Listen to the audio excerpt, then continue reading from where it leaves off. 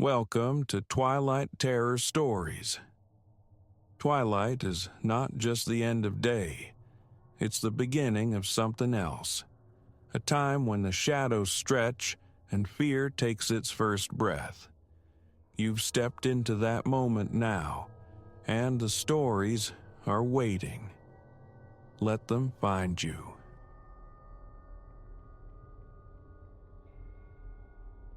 The first time my mother's medallion regarded me from the bedroom wall, an impossible fixture against the pale paint, blame ricocheted instantly toward Chloe.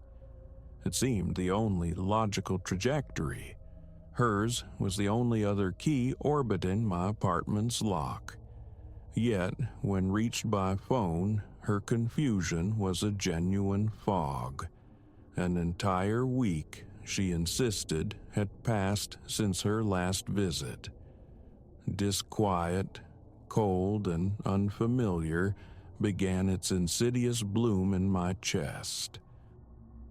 There I stood, the phone still cooling in my grip, my gaze fixed upon the bronze disc. It swayed almost imperceptibly from a nail I would swear on my mother's memory hadn't existed the night before. Morning light glanced off its surface, animating the labyrinthine knotwork, Celtic in spirit, hypnotic in its endless weave. For 15 years since Ilara, my mother, had faded from this world, that medallion had lived in the shadowed sanctuary of my bedside drawer. Her final gift pressed into my palm across the sterile landscape of a hospital bed. "Keep it safe," she'd breathed, her last words anchoring it to me, and I had. Tucked away, a tangible piece of her presence glimpsed morning and night. Sometimes my fingers would trace its metallic heft, deciphering the cool, raised patterns. But displayed, never. The thought of losing it was intolerable. Now it hung eye level, a curated relic in a museum of my own making. Gingerly, I lifted it from its perch. The metal offered a surprising chill against my skin. I scrutinized the nail. It possessed an air of aged permanence, yet I knew these walls intimately, having painted them myself the previous summer. No nail had marred this specific expanse of plaster. Returning the medallion to its familiar darkness within the drawer, I tried to banish the strange resonance clinging to the morning air and prepared for work. By midday, a fragile narrative had formed. Perhaps I'd hung it myself, adrift in some pre-dawn haze. Minds, after all, conjure phantoms, especially when negotiating the liminal space between sleep and waking. That evening, before succumbing to sleep, I confirmed the medallion's place within the drawer. An act of neurotic proof followed. A photograph captured with my phone. The bronze disc nestled amongst spare charging cords and faded receipts, digital evidence against encroaching irrationality.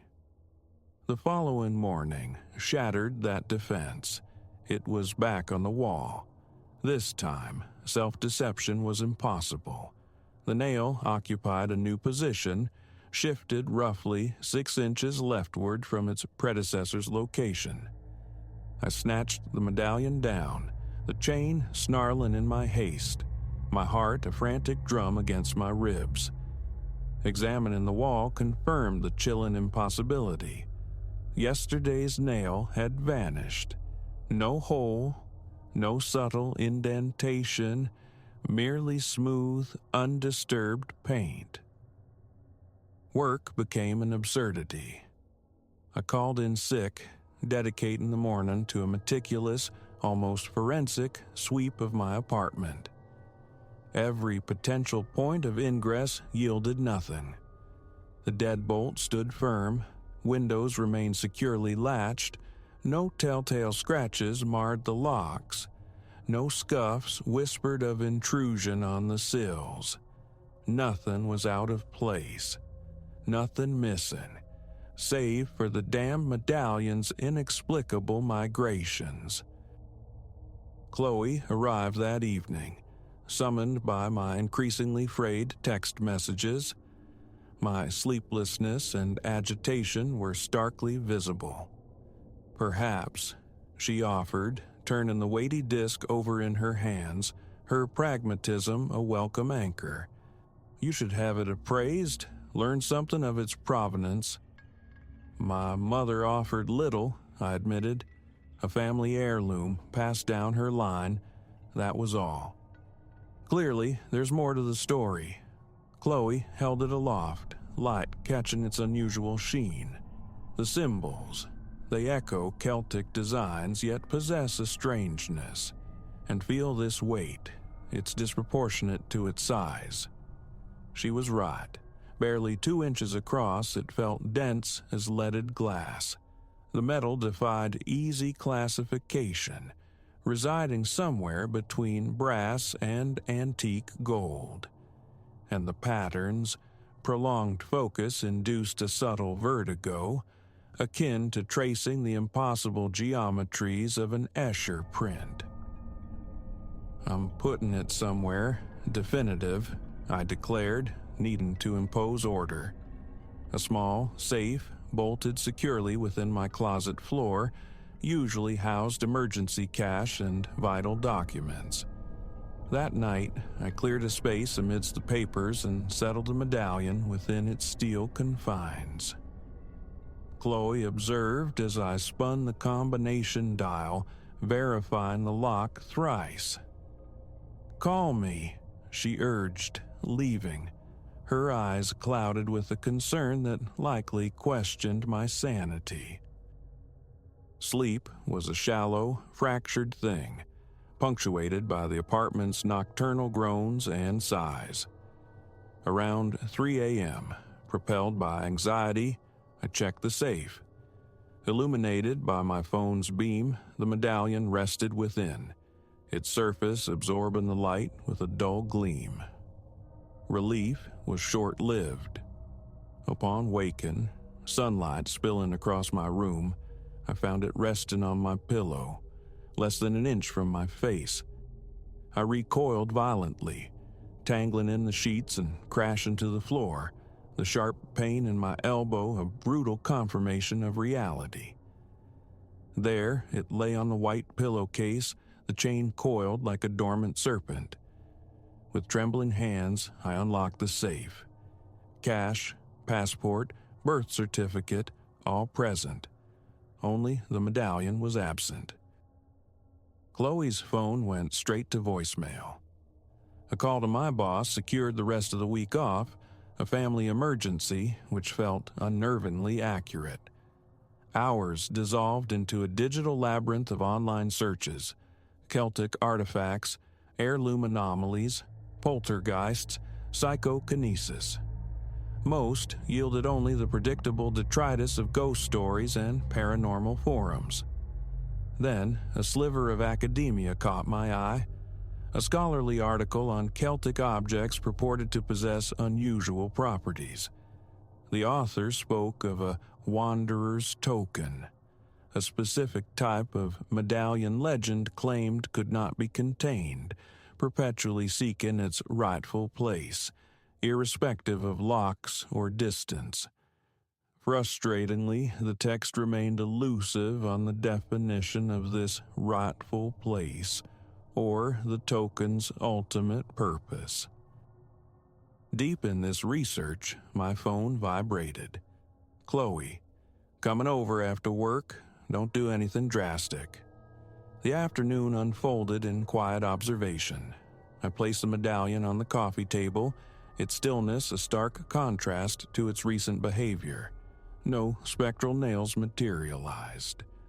It simply sat, an inert piece of ancestral jewelry. Chloe arrived near 6, bearing takeout and a resolute air. "All right," she announced, setting down fragrant bags of Chinese food. "Walk me through everything, chronologically, leave nothing out. While she meticulously documented the events on her phone, the initial wall appearance, the second morning shift, the vanished nail, the safe, the pillow, I recounted the unnerving sequence. "Are you positive?" she probed gently. "No sleepwalking? Medications causing memory lapses?"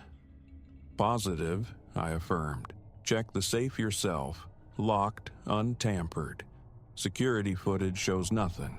No one entering or leaving." She frowned, studying her notes. "What about your mother? Alara? Did she ever hint this was special?" Memory rewound to the hospital's hushed finality. Alara, drifting on tides of medication, her lucidity intermittent. Yet, the moment she pressed the medallion into my hand, her eyes held a startling clarity. "Keep it safe," I echoed her words aloud. But perhaps safe didn't mean locked away. Maybe it meant something else entirely. Chloe reached for the medallion on the table.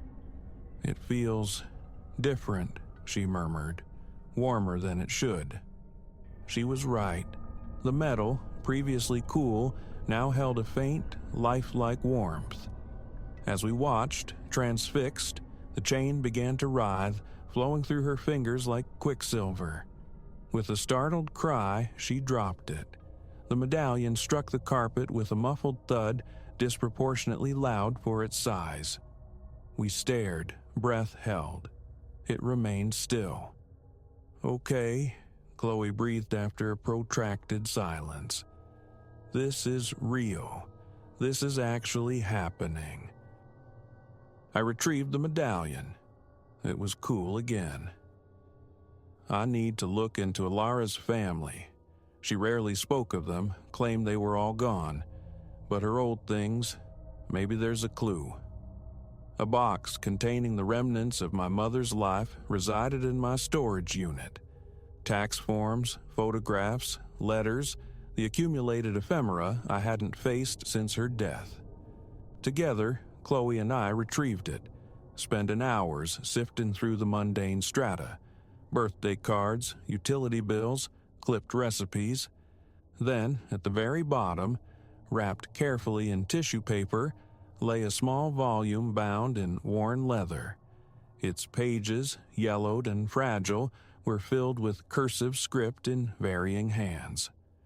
Some entries unfolded in English, others in what appeared to be Gaelic, the dates stretching back over a century. "It's a journal," Chloe whispered, turning a page with utmost care. "Look, Leo, they're all writing about the medallion." It was true. Entry after entry chronicled encounters with the token or the wanderer. Tales of attempts to sell it, only for it to reappear. Descriptions of efforts to destroy it, all futile. One ancestor claimed to have cast it into the ocean depths, only to awaken with it nestled against their throat the following morning. "This is insane," I muttered, dragging my hands through my hair. "It can't be real." "It's real," Chloe stated quietly, her gaze steady. "We've both seen it. The question isn't if, but what now?" We delved deeper into the journal. The final entry belonged to my mother, dated mere months before her passing. "The token has chosen Leo. I see its resonance with him even now. I hope he understands when the time comes. Its weight is not burden, but responsibility. A conduit to something older, deeper than comprehension. Leo, if you read this, trust it. Trust yourself." My eyes found the medallion resting placidly on the coffee table. As if responding, it emitted a faint vibration, the chain shivering against the glass. She knew, I said, the words thick with revelation. She knew this would happen. Chloe squeezed my hand. What do you want to do? I picked up the medallion. Warmth bloomed against my palm again, not unsettling this time, but responsive. The Celtic patterns seemed to clarify, their dizzying complexity resolving into a single, continuous line, weaving endlessly through itself. For the first time, I truly saw it. I'm going to do what she said, I told Chloe, my voice finding a newfound steadiness. I'm going to trust it. From my toolbox, I retrieved a nail. I chose a spot on my bedroom wall, mirroring the height of its first mysterious appearance. The nail sank into the plaster with surprising ease, as if the wall itself yielded willingly. Carefully, ensuring the chain hung free, I hung the medallion. There, I said, stepping back, where you belong. That night, sleep came deep and restorative. Upon waking, the medallion hung serenely against the wall, catching the dawn light. It looked right, as if that space had always awaited its arrival. In the weeks that followed, the token remained steadfast. No more unsettling migrations, no spectral appearances on my pillow. Occasionally, I'd notice it swaying gently in a perfectly still room. Sometimes, waking in the deep night, I'd perceive a faint luminescence emanating from it, the intricate patterns cast in strange, fleeting shadows. I continued to immerse myself in the journal, absorbing the chronicle of my family's relationship with the token. Generations of keepers had added their experiences. Some wrote of its guidance away from unseen peril. Others described dreams where the shifting patterns revealed paths, places to visit, individuals to seek out. Chloe helped translate the older Gaelic entries, narratives dating back to the token's initial arrival in our lineage. These ancestors spoke of it not as a mere object, but as a gift from the Old Ones, intended to bridge worlds. Something not to be hoarded, but lived alongside, learned from. The dreams began for me too. Subtle visions, glimpses of the patterns coalescing into shapes pregnant with meaning that evaporated upon waking. Sudden, inexplicable urges arose to deviate from my usual route to work, an impulse that led me to avert a collision. To enter a small, overlooked bookstore where I discovered texts that illuminated the medallion's obscure history. The token hadn't sought to frighten me. It had merely been asserting its nature, showing me its rightful place, not confined in darkness or steel, but openly integrated, free to fulfill its purpose. Alara's final words resonated with new clarity. Keep it safe wasn't about protection from the world, but preservation within it, keeping it free to move, to guide, to connect. The medallion was safe only when allowed its intrinsic liberty. 6 months later, Chloe moved in. She'd grown accustomed to the medallion's quiet presence, even admitting to finding it oddly comforting. Sometimes she'd speak to it softly before making a significant decision, like having a very ancient, very quiet roommate. She'd joke. The medallion still shifts, but not to escape. Now, its movements are predictive, turning towards the door moments before unexpected guests arrive, angling towards the window hours before a storm breaks. Once, it fell from its nail entirely. That same day, a potentially catastrophic gas leak was discovered in the building.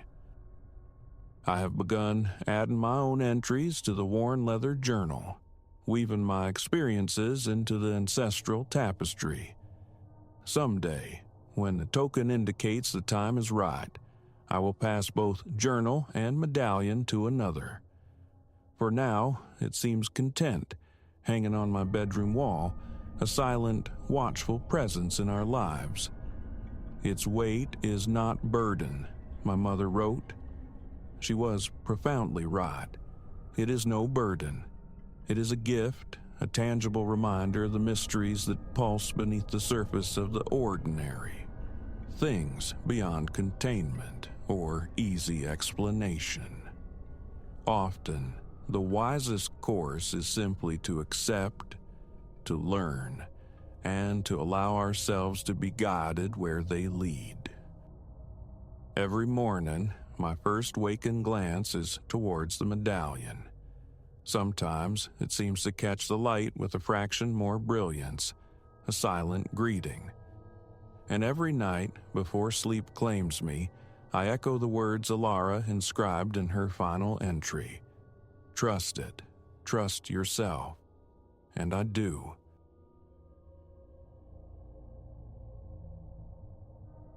Precisely when the alterations began within the canvas, I cannot say. 6 months prior, roughly, I'd acquired it from a neighborhood yard sale, seeking only to occupy a stark vacancy on my hallway wall. A pastoral scene it depicted. Gentle slopes, trees clustered companionably, a swathe of unassuming grass.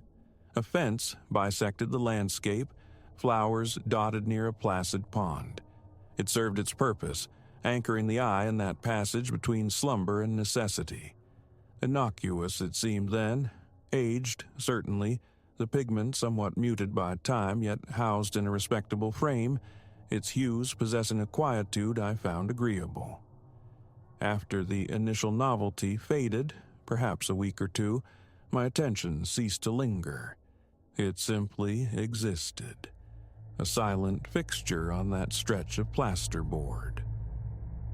Then, perhaps a month ago, traversing the hallway at dawn, something arrested my progress. The copse of trees, nestled stage left, felt repositioned. My memory insisted they'd huddled closer to the fence line. Now, a distinct interval separated them. Had I merely failed to observe with sufficient scrutiny? I wrestled with recollections of their former arrangement, finding only ambiguity. The paint, crazed with fine fissures across the sky and landscape, offered a potential explanation. Perhaps the way light fractured across these imperfections created an optical illusion. A shrug, a dismissal, and the rhythm of the day resumed. Days later, another discrepancy surfaced. The clouds. They possessed a brooding quality now, heavier, darker, hinting at imminent storms where I recalled only soft cerulean washes and benign white puffs. Pausing, I leaned closer, scrutinizing the impasto, the tangible ridges left by the brush. Rough strokes defined these new, turbulent skies. My fingertip tapped the frame. Solid, antique wood. The canvas itself appeared unchanged, inert beneath my gaze. No flicker of movement rewarded my vigil. Surely, I reasoned, my mind was overwrought, conjuring details previously overlooked, projecting anxieties onto the inanimate. The ensuing week saw me halting there repeatedly, drawn by a disquiet I couldn't name. Each inspection yielded fresh anomalies. The grass, one morning clipped short, appeared lush and overgrown the next. Floral hues shifted inexplicably. A section of the fence manifested splintered decay. With every perceived alteration, a cold knot tightened in my gut, my breath catching, a subtle pressure building behind my ribs. I'd rake fingers through my hair, step back, blink hard, then look again. The scene remained stubbornly static while observed, yet the cumulative effect of these day-by-day transmutations was undeniable. A dryness crept into my throat whenever I passed. Avoidance became a conscious effort, difficult in that narrow conduit. It guarded the path to my bedroom, to the bathroom. It was inescapable. One morning, a detail materialized that slicked my palms with sweat. A darkness coalesced within the tree line. It hadn't been there. A form, rudimentary yet undeniably anthropomorphic, stood partially obscured among the trunks. Distant, indistinct. Leaning in, squinting, I held my breath. A shadow woven into the very fabric of the paint, lacking discernible features or attire, merely a deeper concentration of pigment suggesting a human presence. A chill traced paths down my arms. Denial felt flimsy. Had I truly missed it before? Deep down, a certainty resonated. I had studied those trees countless times. That figure was a newcomer. Subsequent nights found me lingering in the unlit hallway, the painting a deeper rectangle of shadow on the wall. My hand hovered near the light switch, a ridiculous hesitation freezing me. Fear, inspired by mere artwork? Tension solidified in my shoulders. With a decisive flick, illumination flooded the space. The pastoral scene snapped into view, deceptively normal, until my eyes found the figure again. It seemed marginally closer to the tree line's edge. Narrowing my eyes confirmed it. Definitely closer. Its silhouette sharpened slightly, perhaps tall, limbs elongated. Features remained elusive, lost in shadow. A sour churning began in my stomach. Retreating, I secured myself in my bedroom, door shut, listening intently to the profound silence beyond. The metamorphosis continued, relentless. Daily, the figure advanced, creeping towards the foreground. The sky deepened towards perpetual twilight. Trees warped into unnatural postures. The fence succumbed further to ruin. Trampled patches marred the grass. The flowers wilted into brown decay. Rationalizations warred within me. Perhaps the painting always held this complexity, my perception slowly catching up. Maybe the hallway's ambient light, shifting with the seasons, was the culprit. Or were my own eyes betraying me? I fought to dismiss it, but nighttime brought new disturbances. Soft clicks, like wood contracting. Then faint expirations, sighs barely audible, emanating from the painting's direction. Standing rigid in the passage, straining to hear, the sounds persisted. Faint, yet undeniably real. My arms prickled, the hairs on my neck lifting. Reaching out, my fingers brushed the frame. It felt cool, almost clammy. Pressing my ear close, I detected a soft, grating sound, reminiscent of paint scraping against a resistant surface. My throat constricted. Flipping the lights back on, I subjected the canvas to intense scrutiny. It mirrored its appearance from earlier that evening, yet the figure now stood almost directly behind the fence line, close enough to discern dark, hollow depressions where eyes might reside. Its head canted slightly, as if observing something just beyond the frame's edge, as if observing me. I recoiled, heart hammering, and sought refuge in the living room, sinking onto the couch, striving for composure. The following day resolved my course. The painting had to go. Enough.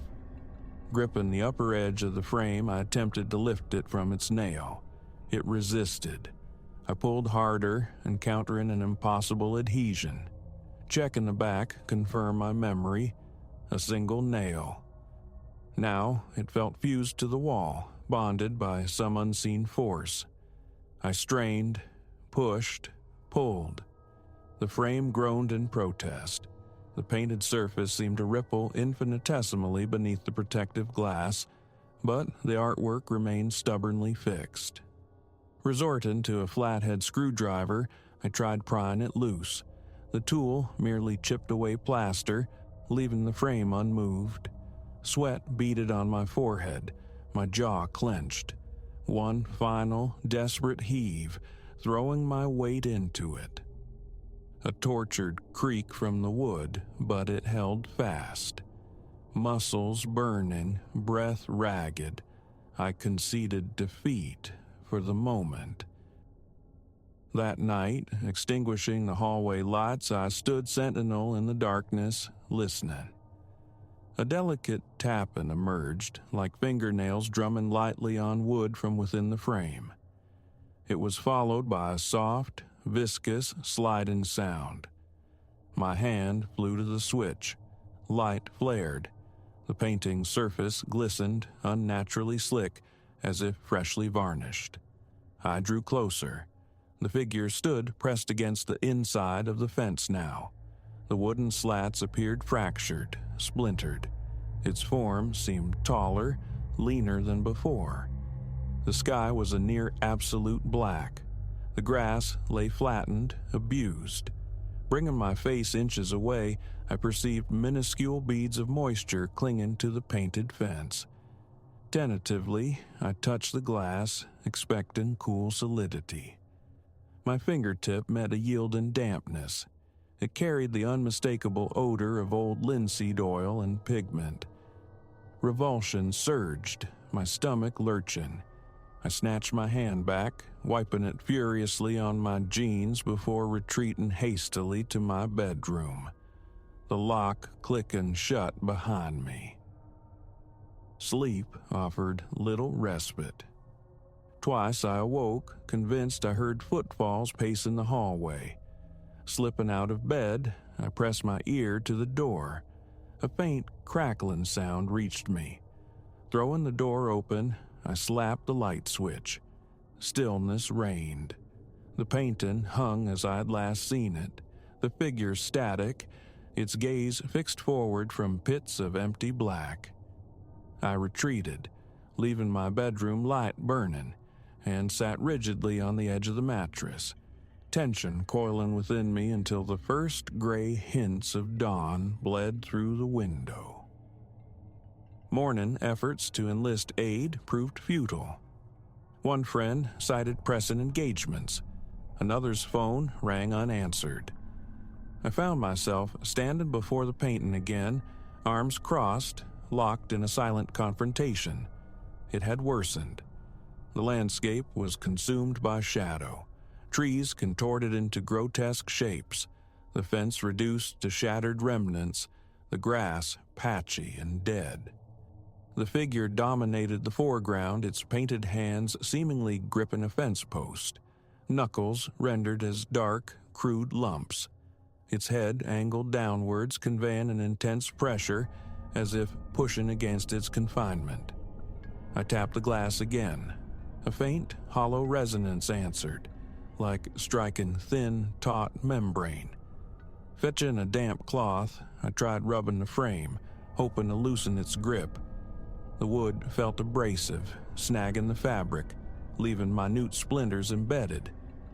Pulling my hand away, I saw fine red scratches blooming on my palm. A sharp sting. I pressed my lips tight, battling rising panic. A new strategy formed. From the garage, I retrieved a hammer.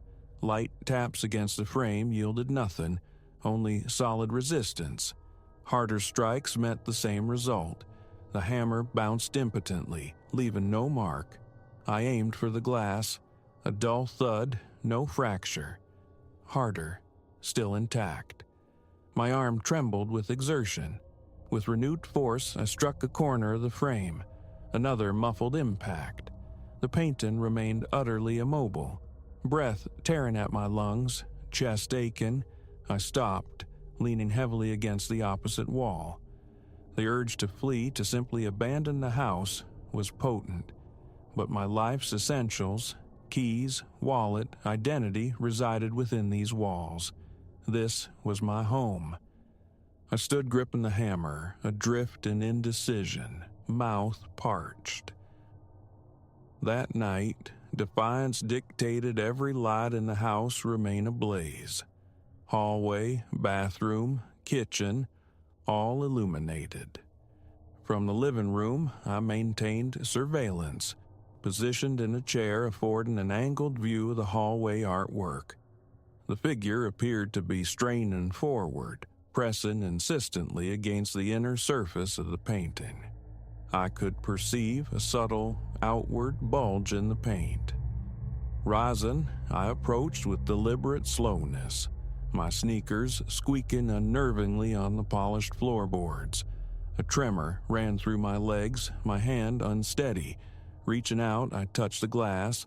The surface felt soft, yielding, gelatinous. I recoiled instantly, heart seizing. A faint, acrid chemical scent hung in the air. The sharp tang of fresh paint or solvent. A cough escaped me as I stumbled back, colliding with the small end table. A click overhead. The lights flickered, dimmed, then stabilized. My gaze snapped back to the painting. The figure pressed its dark mass harder against the interior plane. I saw the painted fence posts visibly bowing under the strain. An arm, undeniably an arm, pushed forward, stretching the canvas membrane outward. A wet, sucking sound accompanied the movement. My throat closed, muscles locking. Retreating further, sweat trickled down my neck.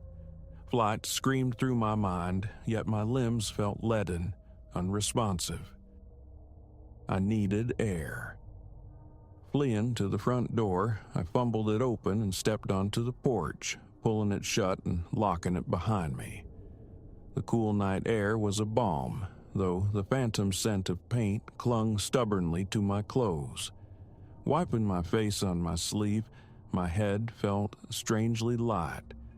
An hour I remained there, pacing, waiting, attempting to quell the frantic rhythm in my chest, trying desperately not to replay what I'd witnessed. Eventually, the necessity of shelter forced my hand. There was nowhere else to go. Re-entering the house, a soft, scraping noise greeted me from the hallway. Wood sliding against wood. Turning the corner, I saw the painting askew, no longer flush with the wall. Its bottom edge protruded slightly. Approaching with caution, I observed the glass surface, now warped and distorted like heat-melted plastic. The figure. It was halfway out. A dark shape, head and shoulders breaching the pictorial plane, pushing through the yielding surface. The paint itself seemed to liquefy, dripping in thick dark rivulets onto the floorboards below. The smell, pungent and chemical, intensified.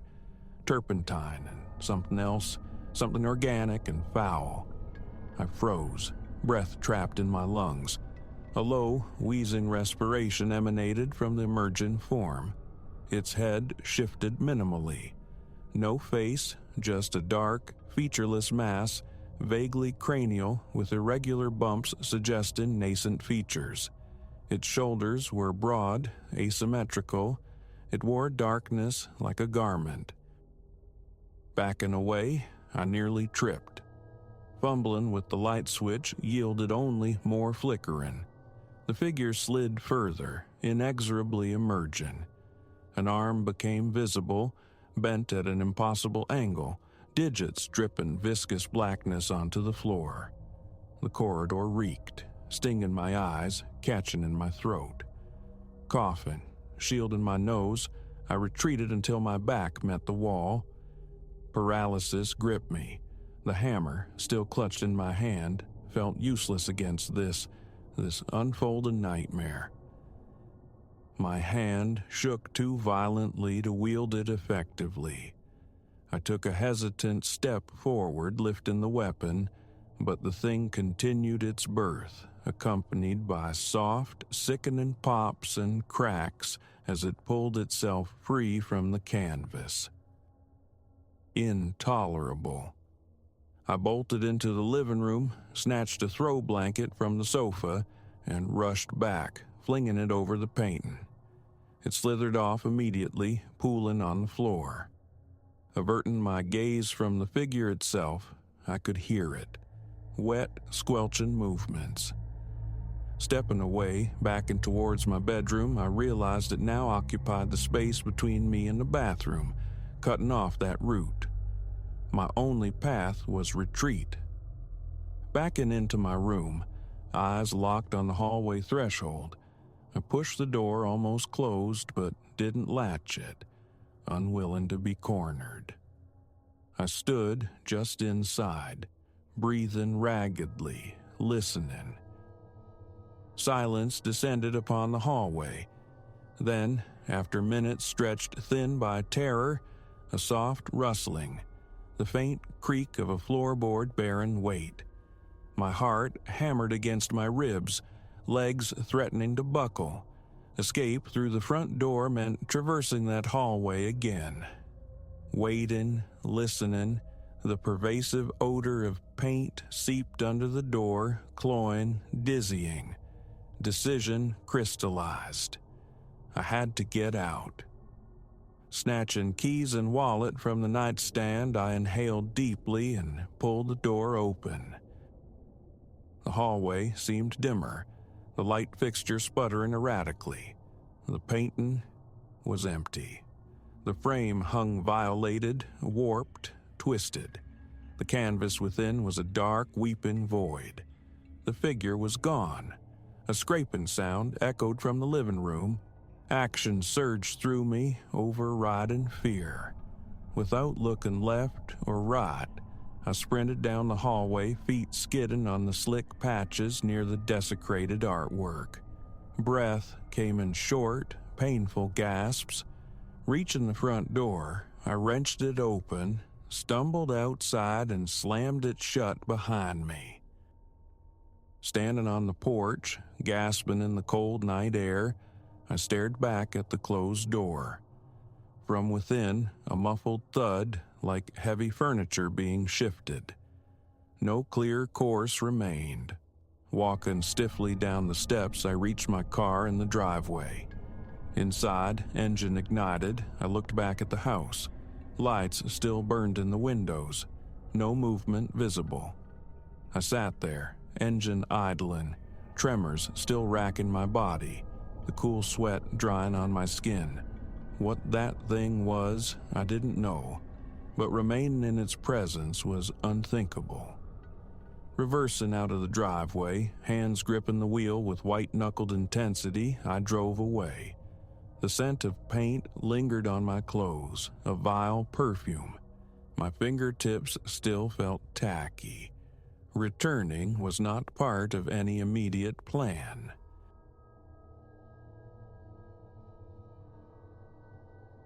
Tuesday delivered the first violation. A plain, manila envelope slipped beneath the mail slot, weightless save for the single, chillin' Polaroid it contained. Me, asleep, captured from the threshold of my borrowed bedroom, the vast silence of the state I guarded shattered then, replaced by the deafening certainty that its emptiness was a lie. Eyes, unseen, were fixed upon me. I hadn't conceived of danger tethered to house-sitting. It was pitched as respite, a gilded cage of tranquility far from my city shoebox, a chance to finally birth the novel gestating within me. Leo, my oldest confidant, had dangled the keys to this ancestral behemoth, a rambling Gothic structure bequeathed by his late grandmother, like a key to salvation. Solitude incarnate, he'd promised, gesturing vaguely at the rolling hills. perfect for wrestling that manuscript into submission. A month ensconced in pastoral quietude, an irresistible siren song. The initial days unfolded in a rhythm of blessed monotony. Dawn spilled gold across the antique desk where my novel slowly breathed. Afternoons were lost wandering the tangled, whispering grounds. Evenings found me cocooned fireside, lost in printed worlds. The house sighed around me. Floorboards groaning secrets, window panes shivering against the wind's lament, doors adrift in their frames. These eccentricities felt like companionship then, the gentle murmurs of an old soul. Night 8 fractured the peace. A muted concussion from the floor above, something solid meeting wood. I went utterly still, the novel sliding from my grasp. Silence pressed in, thick and waiting. Then, distinct, undeniable, the cadence of footfalls overhead. A frantic pulse hammered against my ribs. Leo's assurances echoed hollowly. Sole occupant, new locks, grandmother's paranoia. I was meant to be the only heartbeat within these walls. The hearth poker felt absurdly inadequate, cold iron against nameless dread. Each stair tread groaned accusation under my weight, the sound magnified in the charged stillness. Is anyone there? My voice, a thin thread swallowed by the cavernous dark. Silence answered, absolute and unnerving. Upstairs, a meticulous search yielded nothing. Lamps flared, illuminating dust motes dancing in empty doorways, closets gaping vacant. A shaky laugh escaped me. Foolish nerves, the groans of an ancient structure settle in its bones. Yet, retreating to the perceived safety of my bed, a residue of disquiet clung. A persistent whisper that the emptiness was a performance. The following days were a strained attempt at normalcy. I plunged into my writing, seeking refuge in fiction. Yet the house's every sigh set my nerves alight. My gaze darted constantly toward shadows, expecting movement. Then came the envelope, nudged halfway through the mail slot like a furtive offering. No postmark, no sender, just my name, Alara, scrawled in a spidery, erratic hand. Inside, the Polaroid, stark, grainy, me, vulnerable in sleep, the shot angled from the bedroom doorway. Ice flooded my veins. This wasn't phantom noises or frayed nerves. This was proof, an intrusion, a presence. My call to Leo was frantic, the words tumbling out. Are you certain no one else could get in? His voice, crackling across the distance, was firm. Absolutely. Gran Agnes was obsessive about security, changed every lock herself. You have the only set. His certainty warred with the tangible horror clutched in my hand. That night, ritualistic locking became an obsession. Bolts thrown, windows latched, a cumbersome mahogany dresser dragged to blockade my door. The poker lay beside my pillow. Cold comfort. Sleep was a shallow, haunted thing. Morning brought another envelope, another violation. Me at the desk, captured through the study window's rippled glass. The local constabulary offered little solace. No broken windows, no pilfered silver. Likely bored teenagers, miss, the officer suggested, his tone dismissive. Patrols were promised, hollow gestures against an invisible threat. It wasn't mischief. The relentless precision felt colder, more calculated.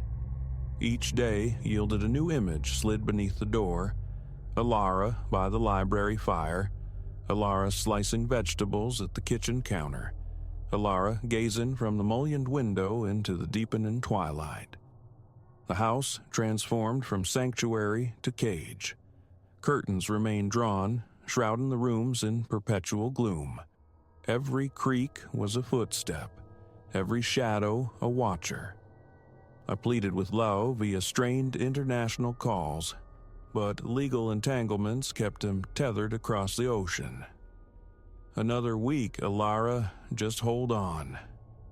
So I endured, nerves stretched taut as piano wire, rigging pathetic sentinels of tin cans on twine near doors and windows, listening for the telltale rattle. Sleep offered only brief, troubled respites. From one such shallow dive, I surfaced to a sound both alien and dreadfully familiar. The soft, mechanical snick of a camera shutter. My eyes snapped open, but instinct clamped down, forcing stillness, shallow breaths, there. Framed in the deep shadows of the doorway, a silhouette undeniably human. Pure, paralyzing terror seized me, rooting me to the mattress. I watched, helpless, as the shape lifted an object. Snick. Again. The second click shattered the paralysis. A surge of adrenaline, hot and furious, propelled me from the bed, the poker arcing wildly through the air. The figure evaded with unnerving agility, melting back into the hallway's darkness. Rage eclipsed fear. Enough! The word ripped from my throat. I pursued, fueled by violation. Down the main staircase we plunged, a frantic ballet of shadows. The intruder moved swiftly, but the house's twists and turns were becoming my territory. A misstep on the landing. A muffled cry. My chance. I surged forward, finally trapping the fleeting shape within the book-lined confines of the library. Who are you?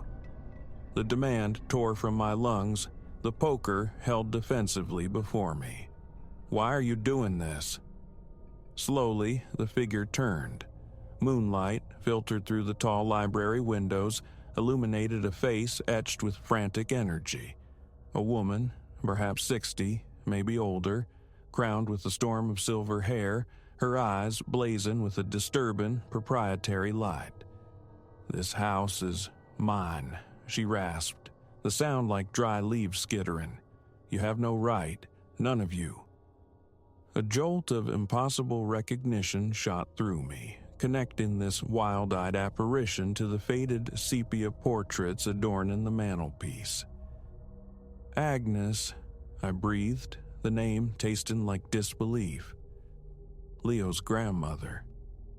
But you died." A brittle, humorless laugh cracked the air. "Dead? What they wished? Locked away? Mad?" they whispered. But I watched. I waited. Here, in my home. My thoughts fractured. Leo lied or been deceived? "Agnes," I started, trying for a placating tone, "I'm not stealing anything. Leo asked me to stay just for a little while." "Lies," she shrieked, the word a physical blow. "All of you, thieves, but I won't let you." She launched herself at me, possessed of a wiry, desperate strength that belied her years. I sidestepped, but she struck my arm, sending the poker clattering across the parquet floor. We collided, stumbling against towering bookshelves, sending volumes cascading. Her grip was iron, fueled by paranoia. Yet youth and a surge of primal fear lent me an answering strength. We wrestled amidst the debris until, finally, I managed to overpower her, pinning her slight frame beneath me. "I'm sorry." The words were gasped, ragged. "I'm so sorry. It stops now." She thrashed beneath me, a torrent of curses and broken pleas, until sheer exhaustion claimed her, her struggles subsiding into ragged breathing, then a troubled slumber. My hands trembled violently as I retrieved my phone, dialing first the authorities, then Leo. The ensuing hours dissolved into a surreal haze. Uniformed figures, quiet questions, the careful removal of Agnes, still murmuring about trespassers. Leo arrived, his face pale, etched with disbelief and guilt. "Hilara, God, I had no idea," he stammered. "The nursing facility, they told us she was gone. We held a service." The fragmented truth emerged. Agnes, diagnosed with profound persecutory delusions, confined to a care facility. She had orchestrated an escape, faking her demise with chilling ingenuity, and retreated to her fortress. She'd been dwelling within the mansion's forgotten spaces, hidden passages, walled-off alcoves unknown even to Leo, a spectral presence observing all. I couldn't leave fast enough. Leo's apologies and offers of recompense felt meaningless against the weight of the ordeal. I walked away from the grand house that day, leaving its secrets and sorrows behind. Years have passed, yet the phantom chill remains. Sleep still brings nightmares, the click of a shutter in the dark, the sense of unseen eyes boring into my back from just beyond the light. I avoid solitude, the quiet expanse of unfamiliar houses, for the deepest terror isn't born of shadows or silence.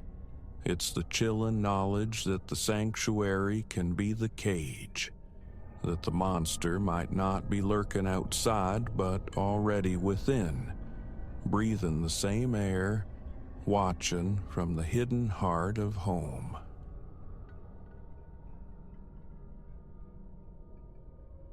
Phantoms, revenants, the susurrus in the dark, such notions belonged entirely to folklore, the currency of campfire tales and flickering cinema screens.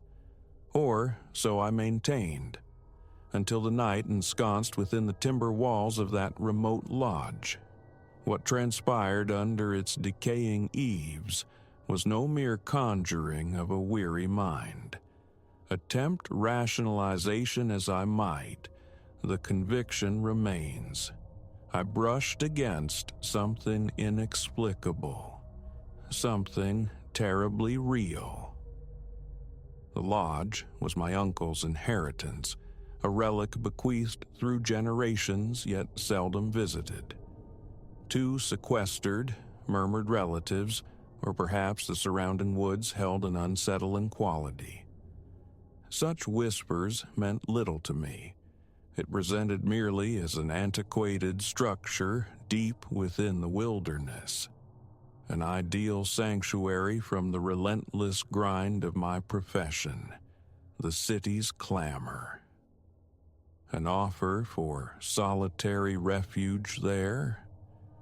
I seized it without hesitation. Late autumn held sway. The air possessed that particular crystalline bite foretelling winter's imminent siege. Trees stood largely denuded, their gnarled limbs etching stark, osseous geometries against the bruised canvas of the sky as my vehicle navigated the constricted track toward the lodge. It appeared more dilapidated than memory served from childhood glimpses. A roofline bowed with age, panes fractured like flawed ice, viridian moss creeping invasively up its timbered flanks. Yet this decay held a certain rustic authenticity, the expected patina of a wilderness dwelling. By my arrival, the sun was already dipping below the horizon, bathing the forest in amber light and stretching shadows into elongated specters across the uneven ground. Slinging my duffel bag over one shoulder, I secured the car and approached the entrance. The archaic key my uncle provided grated reluctantly in the lock before the door groaned inward. Inside, an olfactory wave of damp wood and settled dust struck me, an atmosphere thick with prolonged vacancy. The main room offered Spartan comfort, a scattering of threadbare armchairs, a low table scarred by time, a hearth whose stones looked cold and long untouched by flame. I deposited my bag and immediately set about coaxing a fire to life, a necessary defense against the chill already permeating the space. As nascent flames writhed and crackled, radiating a welcome heat, a measure of ease settled over me. The week's accumulated tension began its slow dissolve. Book in hand, I sank into a chair, the fire's soft percussion a lulling counterpoint to the rising wind sighing through the surrounding forest. The occasional groan of the old structure settling was merely part of the expected chorus. It was tranquility itself, precisely the balm I craved. But later, much later, when the fire had dwindled to a pulsating bed of embers, the sound came, a rapping. Initially, I dismissed it, the wind, surely, or perhaps a loose branch striking the exterior. Yet this was no chaotic, incidental contact. It possessed rhythm, 3 distinct impacts, slow and evenly spaced, as if from a deliberate hand upon the door. I became instantly still, my pulse fluttering erratically as I strained to listen. The wind keened outside, but the rapping ceased. A protracted silence followed. When it remained unbroken, I managed a quiet, self-deprecating chuckle. Just the elements, or the lodge's old bones protesting. Nothing more. Rising, I moved toward the kitchen alcove for water, attempting to dispel the tendrils of unease tightening in my chest. The kitchen was cramped, equipped with outdated appliances and dominated by a single window overlooking the impenetrable darkness of the woods. While filling a glass, my gaze drifted outward, tracing the dense tree line. And then I perceived it. A form, elongated and slender, poised just within the forest's edge. Details were lost to the gloom, but its presence was undeniable. Static, observing the lodge. I blinked hard, my heart accelerating. A second glance revealed only emptiness. The tree line stood vacant, a tapestry of night and the restless sway of branches. A trick of the fading light, I insisted internally. A phantom conjured from shadow and suggestion. Yet the knot of apprehension in my gut refused to loosen. Returning to the main room, I fought the pervasive sensation of being watched. The fire was nearly extinguished, its final embers pulsing like fading memories in the hearth's recess. A profound coldness now infiltrated the lodge, seeping through unseen fissures in the walls. I retrieved a blanket from the couch, wrapping it tightly around myself as I resettled in the chair. And precisely as a fragile calm threatened to return, I heard it again. The rapping. 3 measured, deliberate beats against the door. My breath hitched. This was no atmospheric anomaly. It was too distinct, too freighted with intent. Someone or something waited outside. I rose with deliberate slowness, the frantic thrumming in my chest echoing in the sudden stillness. Every nerve screamed against opening the door, urged retreat, but curiosity, that treacherous lodestar, compelled me forward. Reaching the door, I paused, a breath held captive, before twisting the knob and pulling it open. Nothing. The porch lay bare, swallowed by the night. Only the wind's mournful whistle through the trees broke the silence.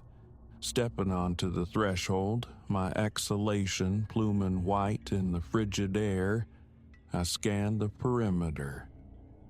No disturbance, no impressions in the packed earth to betray a visitor.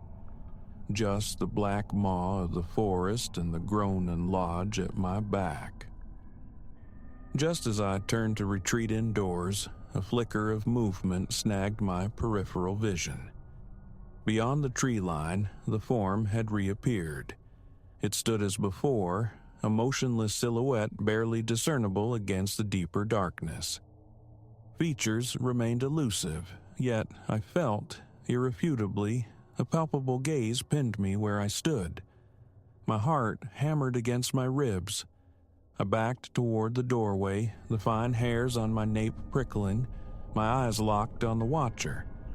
Then, as abruptly as it manifested, the figure dissolved backward, absorbed into the umbra of the trees. The door slammed shut behind me, the bolt thrown with trembling hands. Rationalizations warred within me, tricks of perception, heightened nerves in an unfamiliar setting. But a deeper certainty resonated, cold and sharp. I was not alone here. The remainder of the night passed in a state of hyper-vigilant haze. I fed the fire relentlessly, striving to banish the pervasive chill, yet the cold seemed to emanate from within the very walls. Sleep was an impossibility.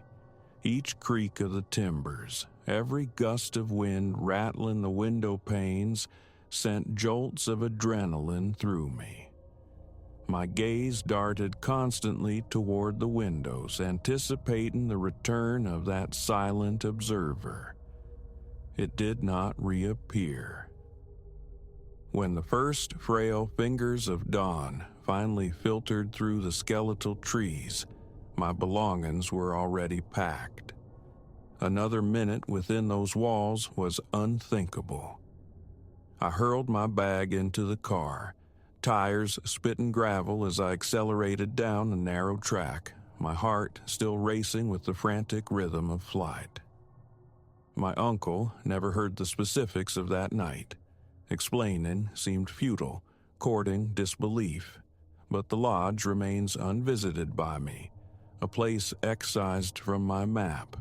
Whatever presence haunted those woods, it was no mere shadow play, no figment, and I carry the weight of its gaze still, suspecting its vigil was far from concluded.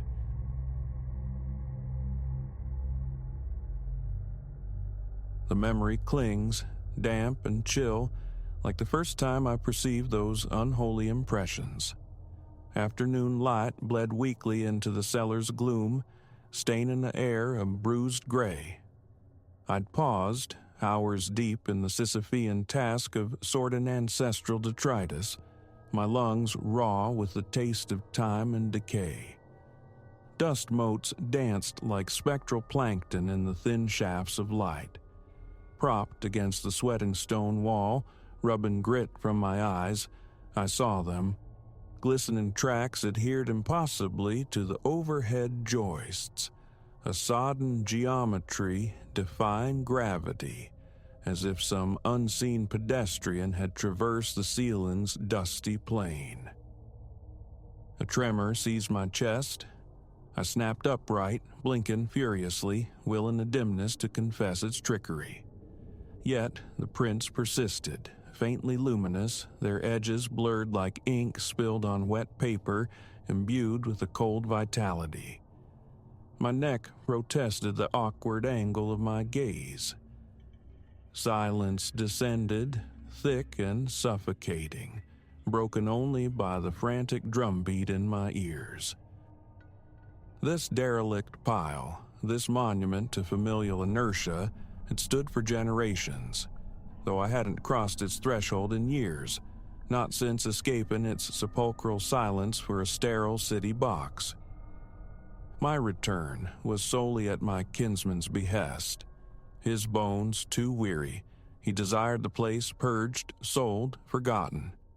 I'd always harbored an antipathy for the house, its sheer scale, its pregnant quietudes. Every shadow felt like a held breath, every corner a repository for some stale, unhappy secret.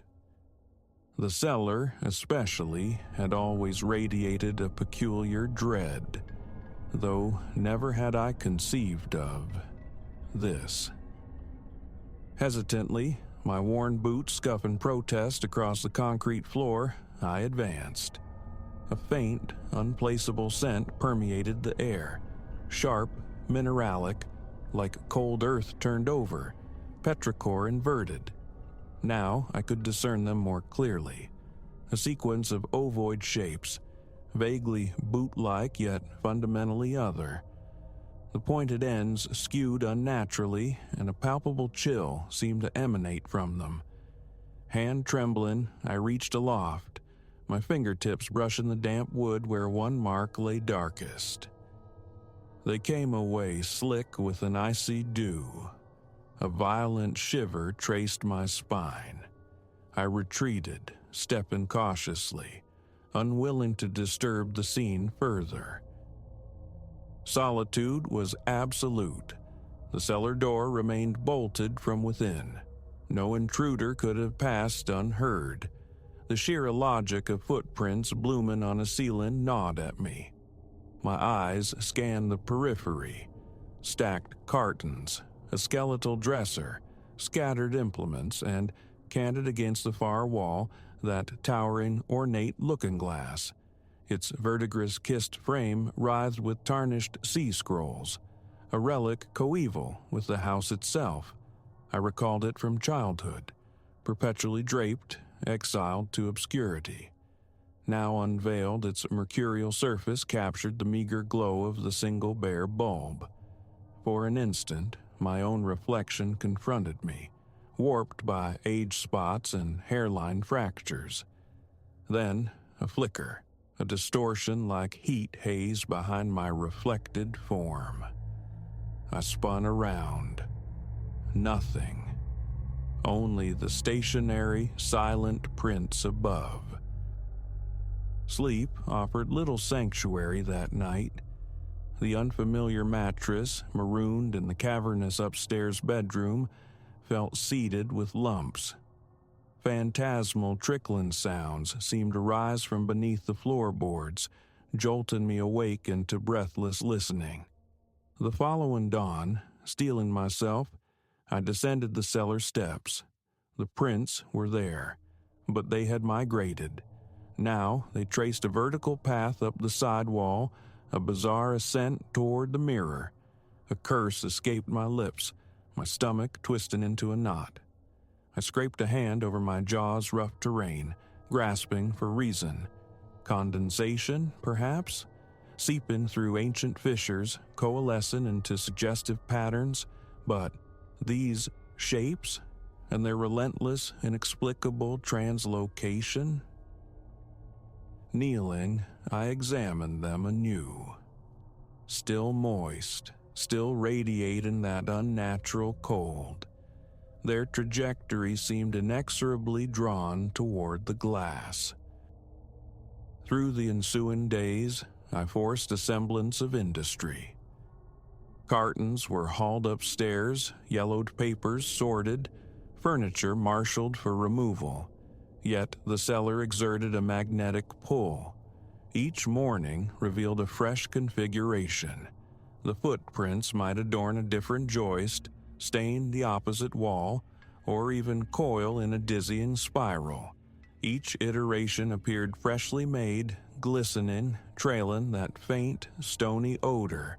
And always, the mirror snagged my attention. I began noticing a fractional dissonance in its reflections.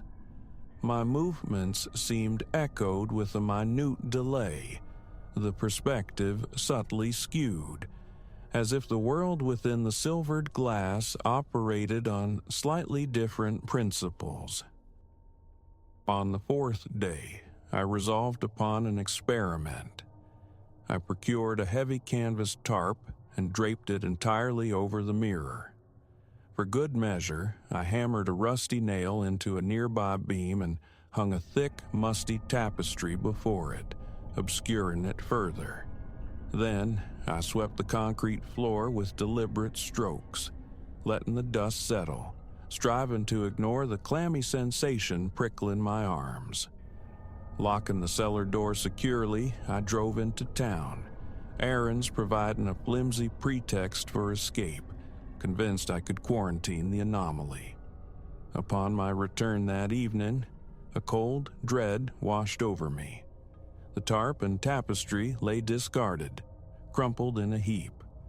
The footprints had reappeared on the ceiling, now forming an agitated, zigzagging trail, like a script of frustration. My breath hitched.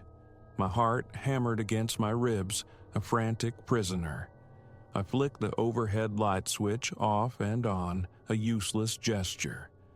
The mirror stood exposed, reflecting my rigid stance at the stair base, my brow slick with a sudden sweat.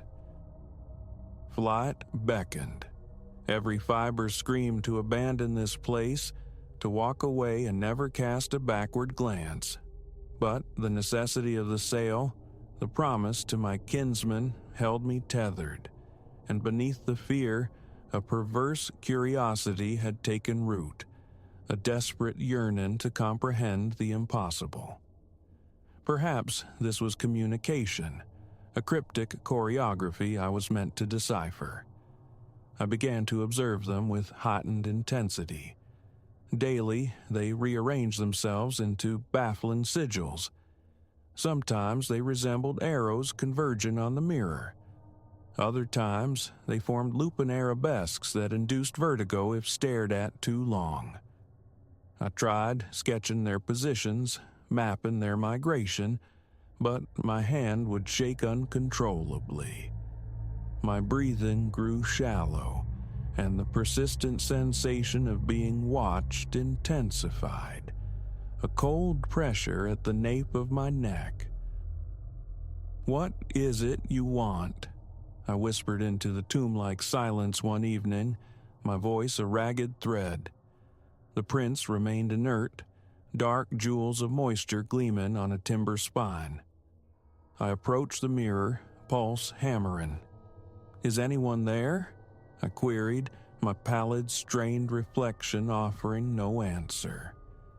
Yet, as I turned away, a peripheral shimmer caught my eye, a minute distortion, as if the reflection lagged, settling into place a heartbeat after I moved. By week's end, exhaustion had hollowed me out. A constant thrumming ache resided behind my eyes. My mouth held the persistent tang of old pennies. Every creak of the house's ancient bones made me jump. I found myself avoiding the cellar, yet simultaneously drawn to it, compelled to check. During one particularly fraught afternoon, I determined to inspect the mirror's backing. Wrestling its considerable weight away from the wall, I found something taped to the age-darkened wood, a photograph, brittle and faded.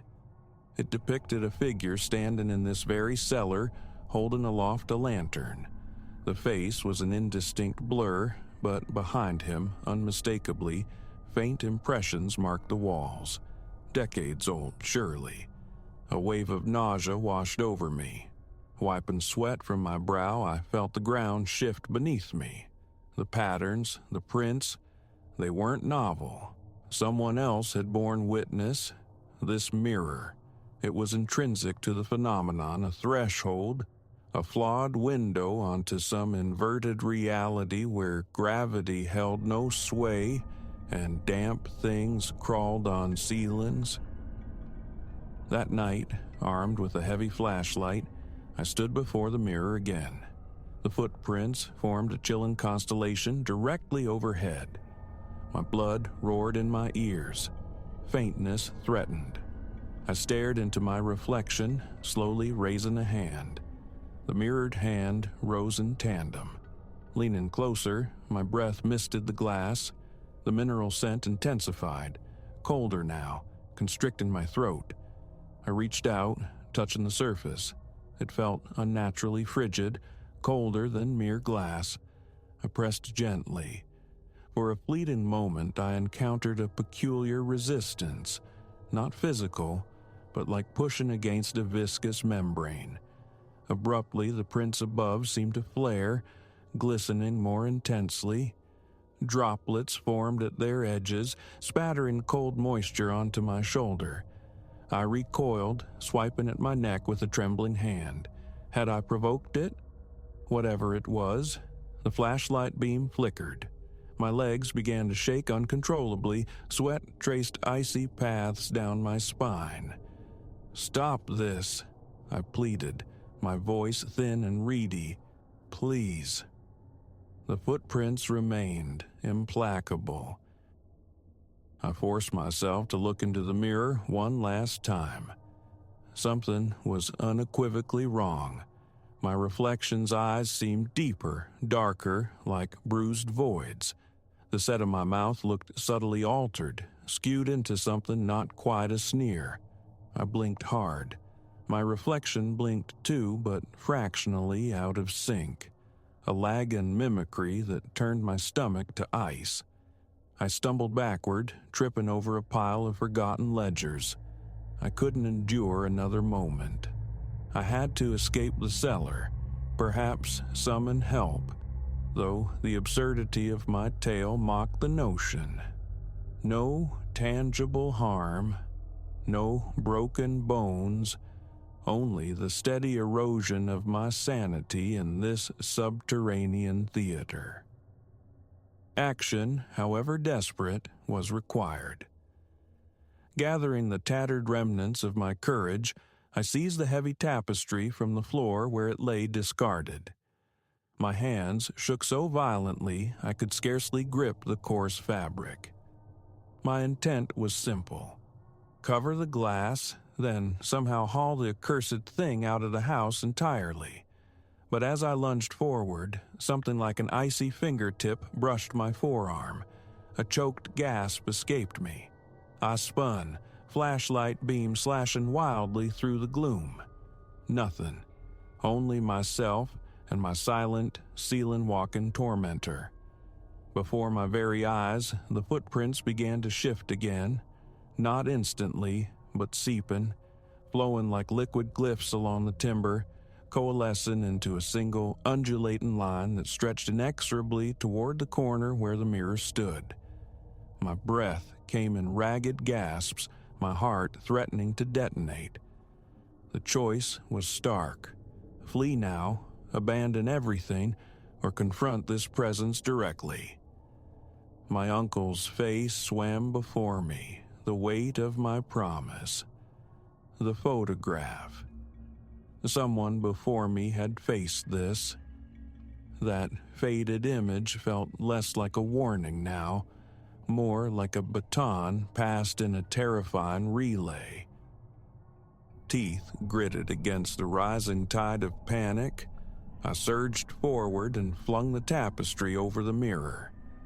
The heavy fabric adhered for a sickening moment. I pressed my palm flat against it, holding it fast. The air in the cellar plunged several degrees, an aching cold penetrating my joints. Beneath my hand, I felt a distinct vibration, a frantic rattling, as if something trapped within the glass fought against the sudden blindness.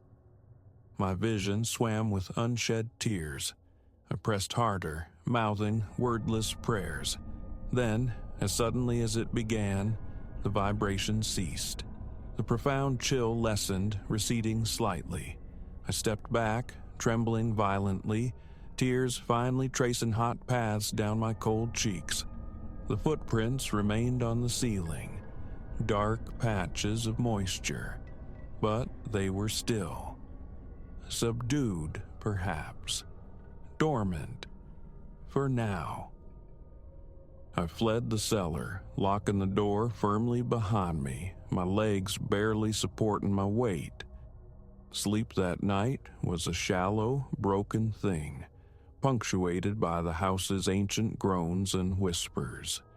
In the morning, I found a thin film of condensation pooled beneath the cellar door, like a cold exhalation from within. My reflection in the hallway looking-glass appeared ravaged, hollow-eyed, and I swear, for a terrifying instant, my eyes seemed different, darker, mirroring the unsettling lag I'd witnessed in the cellar glass. I'm packing now. The decision is made. This house, this inheritance of dread, must be relinquished, promise or no. It cannot be sold, it can only be abandoned. Who would willingly inhabit such a place? As I pass the stairwell leading down, I hear it. A faint, rhythmic drip, drip, drip. I know, with chilling certainty, that if I were to open that door, new patterns would greet me, impossible trails, perhaps handprints now, blooming across the walls and ceiling. I know the mirror waits, draped but unvanquished, its presence palpable. Before I leave, I glance one last time into the small, innocuous mirror in the entrance hall. For a sliver of a second, my reflection seems subtly misaligned, head tilted as if attending to a sound beyond my hearing. My stomach clenches violently. I lick my dry lips and turn away. I will not linger. I know what resides here.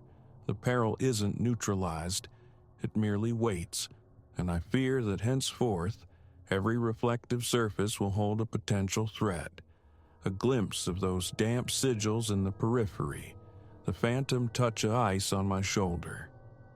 Should I ever, in madness or necessity, return, I know I will find that cellar mirror waiting, its hidden, inverted world poised to bleed further into mine.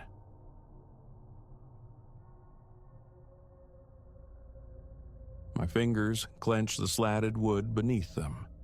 A slick dampness bloomed on my palms. A frantic drumming echoed in my chest, a hollow beat against bone, warning me away. Evening had bled past 6, and the Sycamore Lane Gallery, a new fixture mere streets from my flat, had unveiled itself. Now I stood adrift in a stark corridor, bleached walls under unforgiven light. The air hung thick with the tang of fresh paint and buffed floors, yet underneath lingered another scent, elusive, cloying sweetness I couldn't quite name. Whispers of the gallery's clandestine collection, paintings the proprietors veiled in silence, had drawn me here. My own apartment echoed with emptiness. I'd hoped to find solace for its bare walls, some warmth to temper the chill. This, however, this was unforeseen. The initial canvases were unremarkable abstractions, muted terrains, but deeper within, the passageways constricted, the art twisting into strangeness. Before me now loomed one such piece, canvas stretched tall as myself, raw-edged, leaning starkly against the white. Figures clad in shadow populated its surface. Their forms were sharp, defined, yet their faces smeared, erased into vacant ovals of beige. They clustered on a street swallowed by twilight beneath the sickly yellow orb of a lone lamppost. No gore, no overt violence, just wrongness. And their posture, I could swear it, angled their blankness directly toward me. A difficult swallow scraped my dry throat. The corridor stretched vacant, devoid of patrons or attendants, only the sterile sigh of ventilation breathing around me. I drifted onward. The next painting echoed the theme. 3 shapes seated around a table, featureless once more. Here, the paint was applied with a rougher hand, the background a turbulent smudge. Yet their attention felt palpable, eyeless gazes seeming to pierce through me. A knot tightened low in my belly. I forced myself forward, striving for composure. That peculiar sweetness intensified whenever I lingered before these faceless portraits, like candied fruit left to decay. A pleasantness curdled. A tremor started in my knees. Air felt suddenly precious. Perhaps the washroom, cool water on my skin. Turning a corner, my gaze snagged on a larger canvas dominating the end of an even narrower hall. Above, track lighting hummed a low thrum. This painting wore an ornate frame, gilded wood polished to a near-mirrored sheen. Its surface, slick with varnish, threw back the light, distorting my own reflection for a fleeting instant. I approached, steps measured. This one deviated. A solitary figure occupied a dim interior, faceless like the others, yet its body angled toward me, shoulders set, expectant. The background remained murky, though hints of a pattern emerged. Wallpaper perhaps, or tapestry. Leaning closer, my reflected image swam across the glossy paint, momentarily settling over the figure's absent face. My heart gave a sickening lurch. I recoiled. Had I truly seen it? For that sliver of a second, my own features seemed to hover where the face should have been. The fine hairs on my nape prickled. My eyes darted around the empty space, still utterly alone. Panic coiled, a cold serpent in my gut. Just a varnish, I insisted internally. The move had frayed my nerves, sleep had been scarce. This place was oddly lit, strangely curated, nothing more. Calm. I needed calm. I turned, seeking guidance, an attendant, anyone, but a soft susurrus, like shifting silk, arrested me. Glancing back at the painting, I saw it. The figure's shoulders seemed minutely altered, tilted ever so slightly, as if it had shifted its weight. My pulse leaped. Impossible. Surely I was imagining it.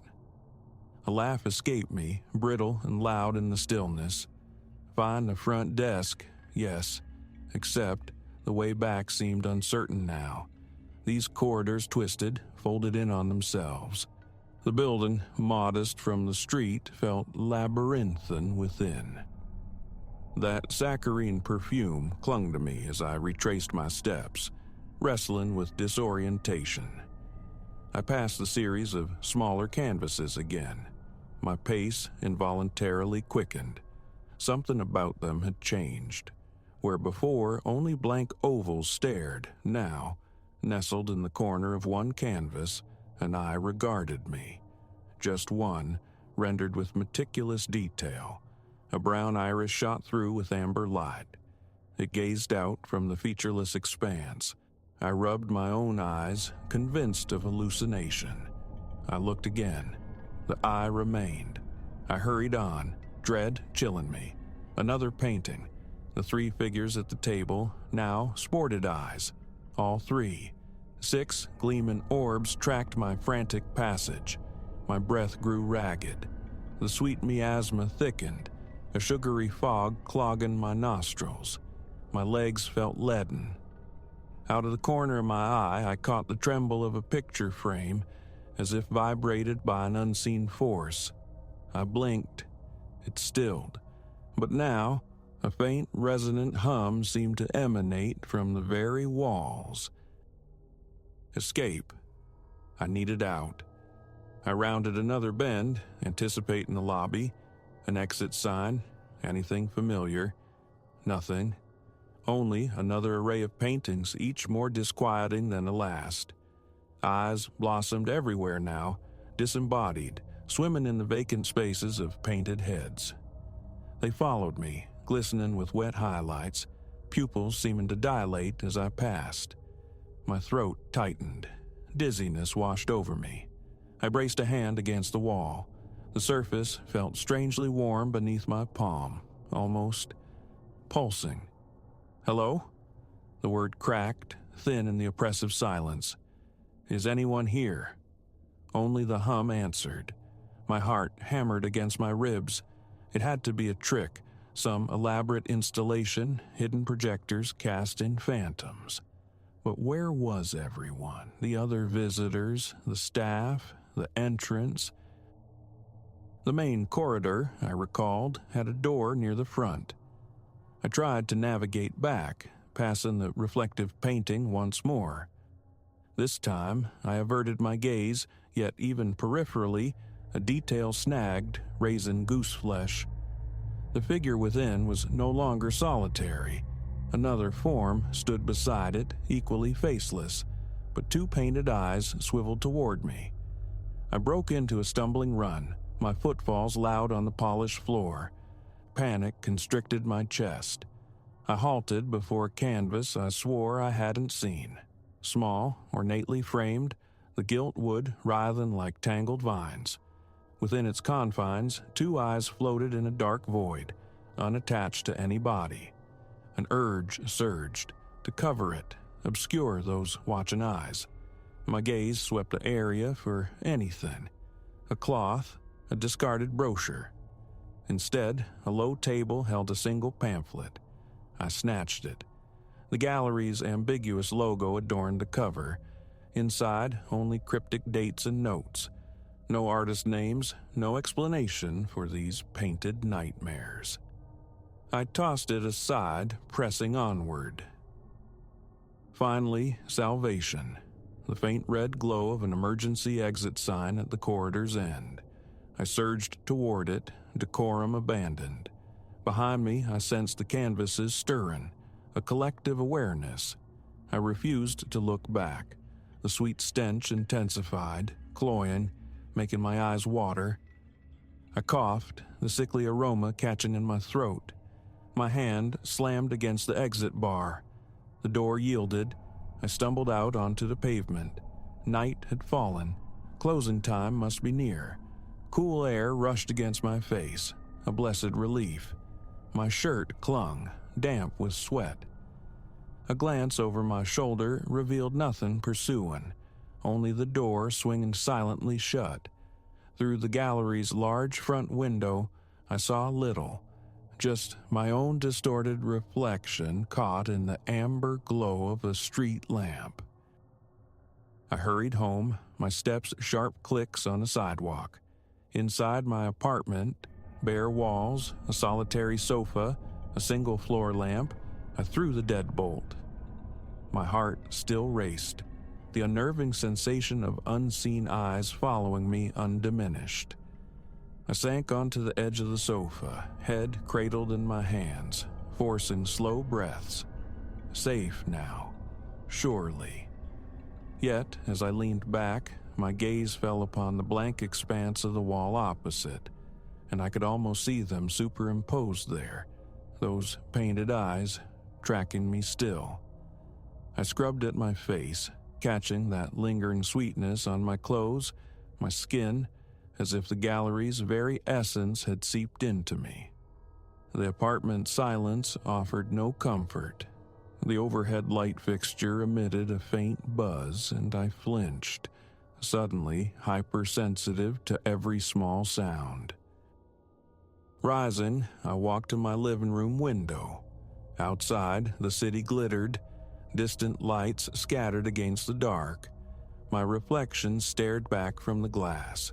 Tired eyes, a jaw clenched tight, but behind my spectral image, in the room's reflection, I fancied a faceless figure standing sentinel in the corner, just beyond sight. My heart seized. I spun around. Nothing, just the familiar emptiness of my flat. A choked laugh died in my throat. I hadn't brought back a souvenir, not an object, but a contamination. Those eyes, those impossible painted eyes, had burned themselves onto my awareness. I was still being watched. Logically absurd, yet viscerally true. In the bathroom mirror, my own reflection seemed normal, yet something felt alien about my pupils. Darker, perhaps, wider, unnervingly alert. Cold water splashed on my face offered no remedy. The knot of unease in my stomach drew tighter. Returning to the living room, I extinguished the lamp. Darkness flooded the space, and with it, the distinct impression of movement, though nothing visible stirred. The gallery's horrors replayed behind my eyelids. The quivering frames, the saccharine perfume, the silent, featureless figures that sprouted eyes solely for me. I possessed no explanation for what I'd witnessed, and certainty that no one would believe me. But the feeling was undeniable. A presence had attached itself, followed me home. Standing in the quiet dark, I dared not glance at any reflective surface. I knew with chilling certainty what I might glimpse there.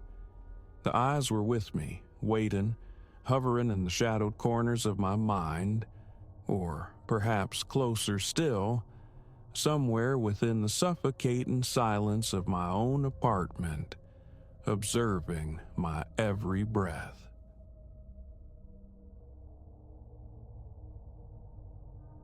The dead hours of morning, perhaps 2, perhaps later still.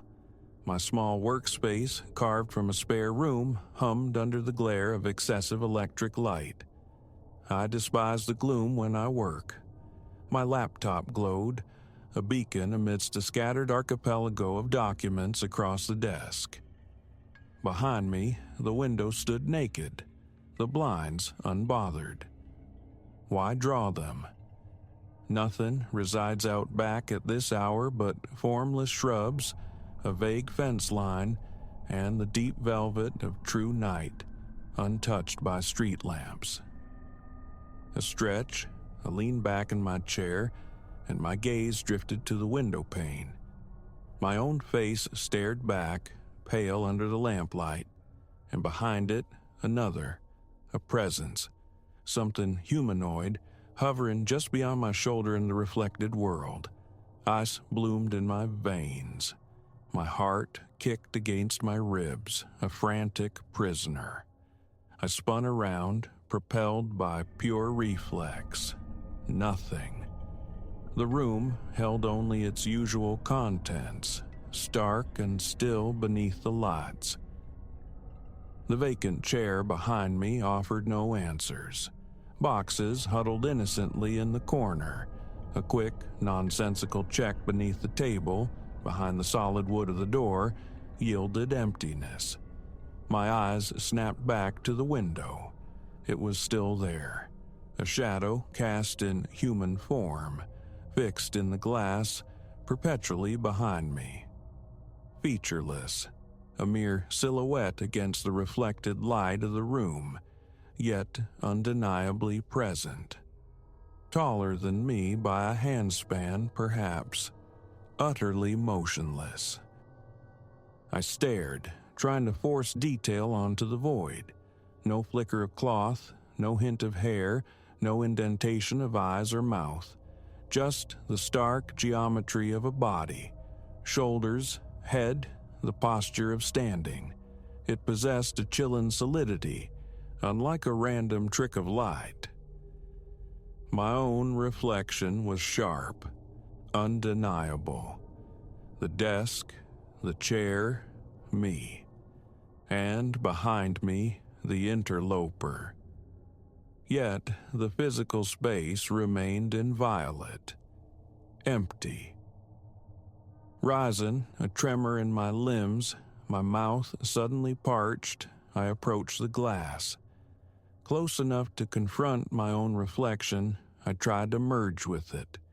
The figure in the glass held its ground, unwavering, occupying the space just behind my reflected self, precisely where I would be if seated. My fingers met the pane. It was cold, indifferent. Was something clinging to the exterior? I peered into the absolute darkness beyond, scanning the faint outlines of the shrubs. Nothing. I looked again at the reflection. It persisted. A constriction tightened around my chest. Breathe, stay calm. There must be a logical thread here, something mundane. I pivoted slowly, deliberately this time, sweeping my gaze across every inch of the room. Silence, thick and profound, broken only by the low thrum of the laptop's fan and the near inaudible buzz of a bulb in the desk lamp. The house beyond was a tomb. Where could a full-grown person conceal themselves? Nowhere. The door, closed and solid, no closet, just the desk, the chair, the stacked boxes. I ran a hand over their dusty cardboard surfaces, undisturbed. I traced the wall with my fingertips, feeling utterly foolish. Of course, no one was here. My gaze returned, inevitably, to the window. The tableau remained. Me, the familiar room, the impossible guest behind me. I waved a hand before my face. My reflection mirrored the gesture flawlessly. The shadow shape behind me remained utterly still. I sidestepped left, then right. The figure shifted too, not independently, but maintaining its fixed position relative to my reflection. Always just behind, slightly offset, as if observing. But observing with what? An idea sparked. The light switch, click. Darkness flooded the room, save for the spectral luminescence of the laptop screen. My vision swam, adjusting. In the dim mirror of the glass, softened by the faint electronic glow, I could still discern my own shape. And behind it, a concentration of darkness, the figure remained. Click.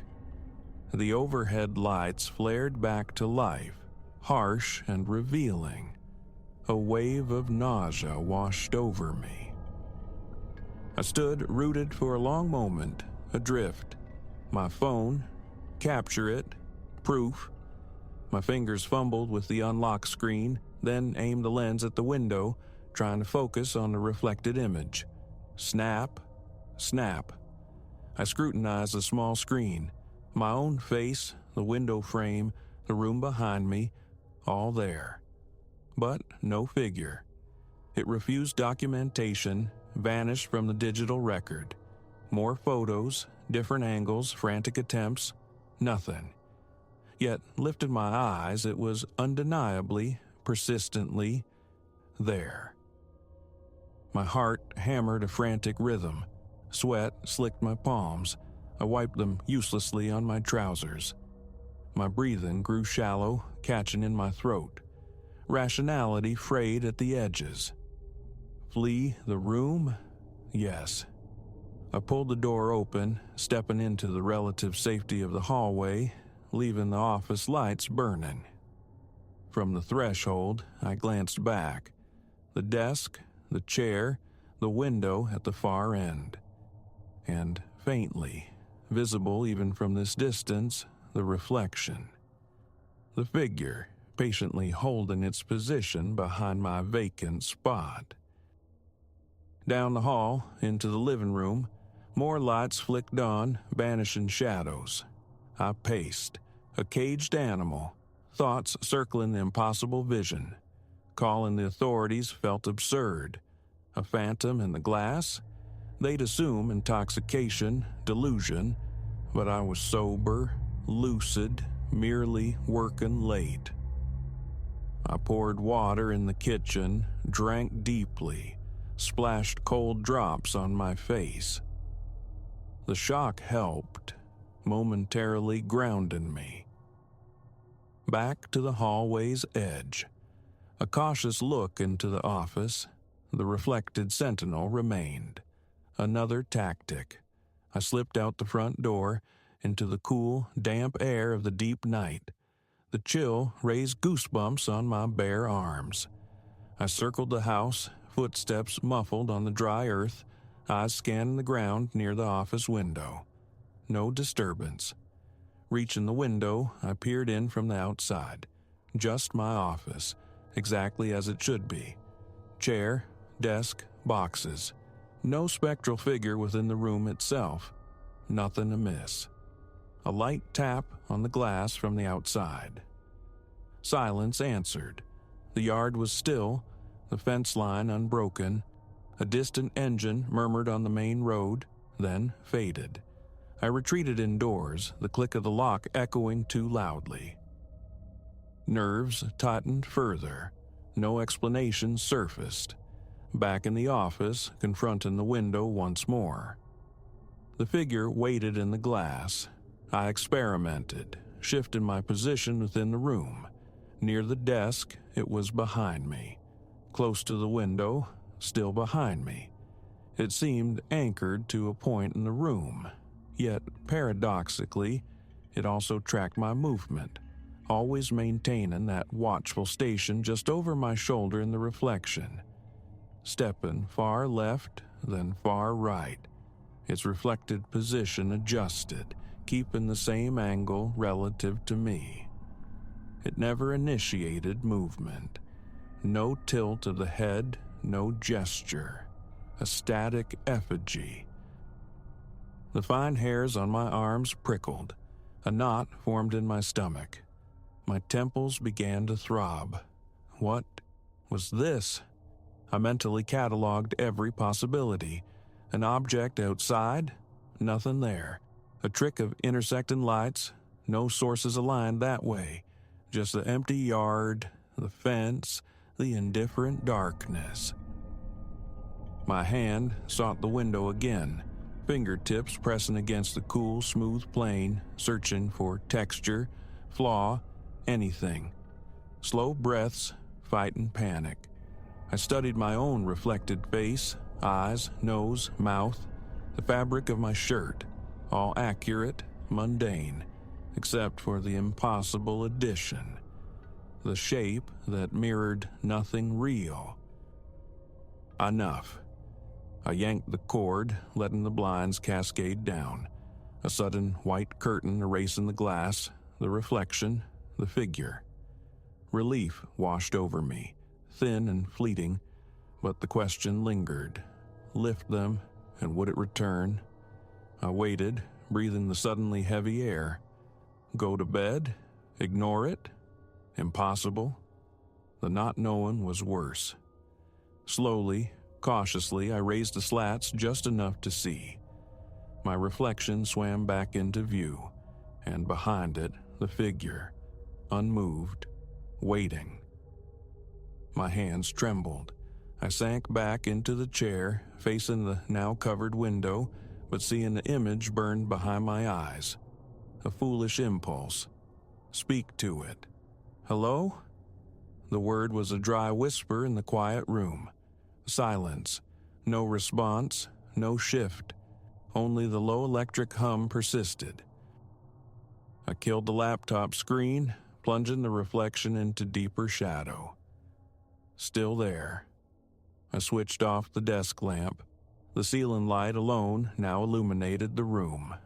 Still there. Its presence seemed independent of the light's intensity or source. All lights off in the room, relying only on the spill from the hallway.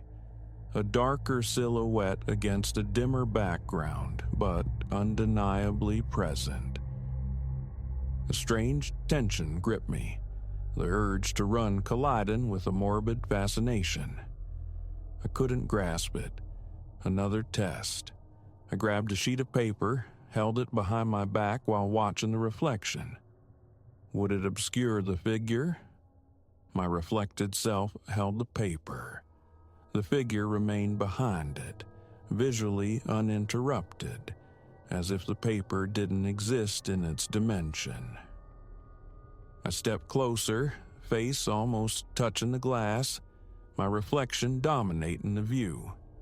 Still, impossibly, the figure squeezed into the frame behind me, shrinking or repositioning itself just enough to remain visible. A cold sweat broke out across my forehead. I wiped it with my sleeve, my breath coming in ragged gasps. Down came the blinds again, decisively this time. I would not look any more. I backed away, switched off the light, and fled the room. But in the hallway, the compulsion gnawed. Just one more look. I crept back, lifted a single slat, peered through the narrow gap. It was there. I let the blind fall shut. A tightness seasoned my throat. My phone felt heavy in my hand. I dialed a friend. Rings echoed unanswered in the late-night void. No message left. What could I possibly say? The police? Still unthinkable. No crime, no intruder, just a specter in glass that only I could perceive. They'd call it a waking dream. But this was no dream.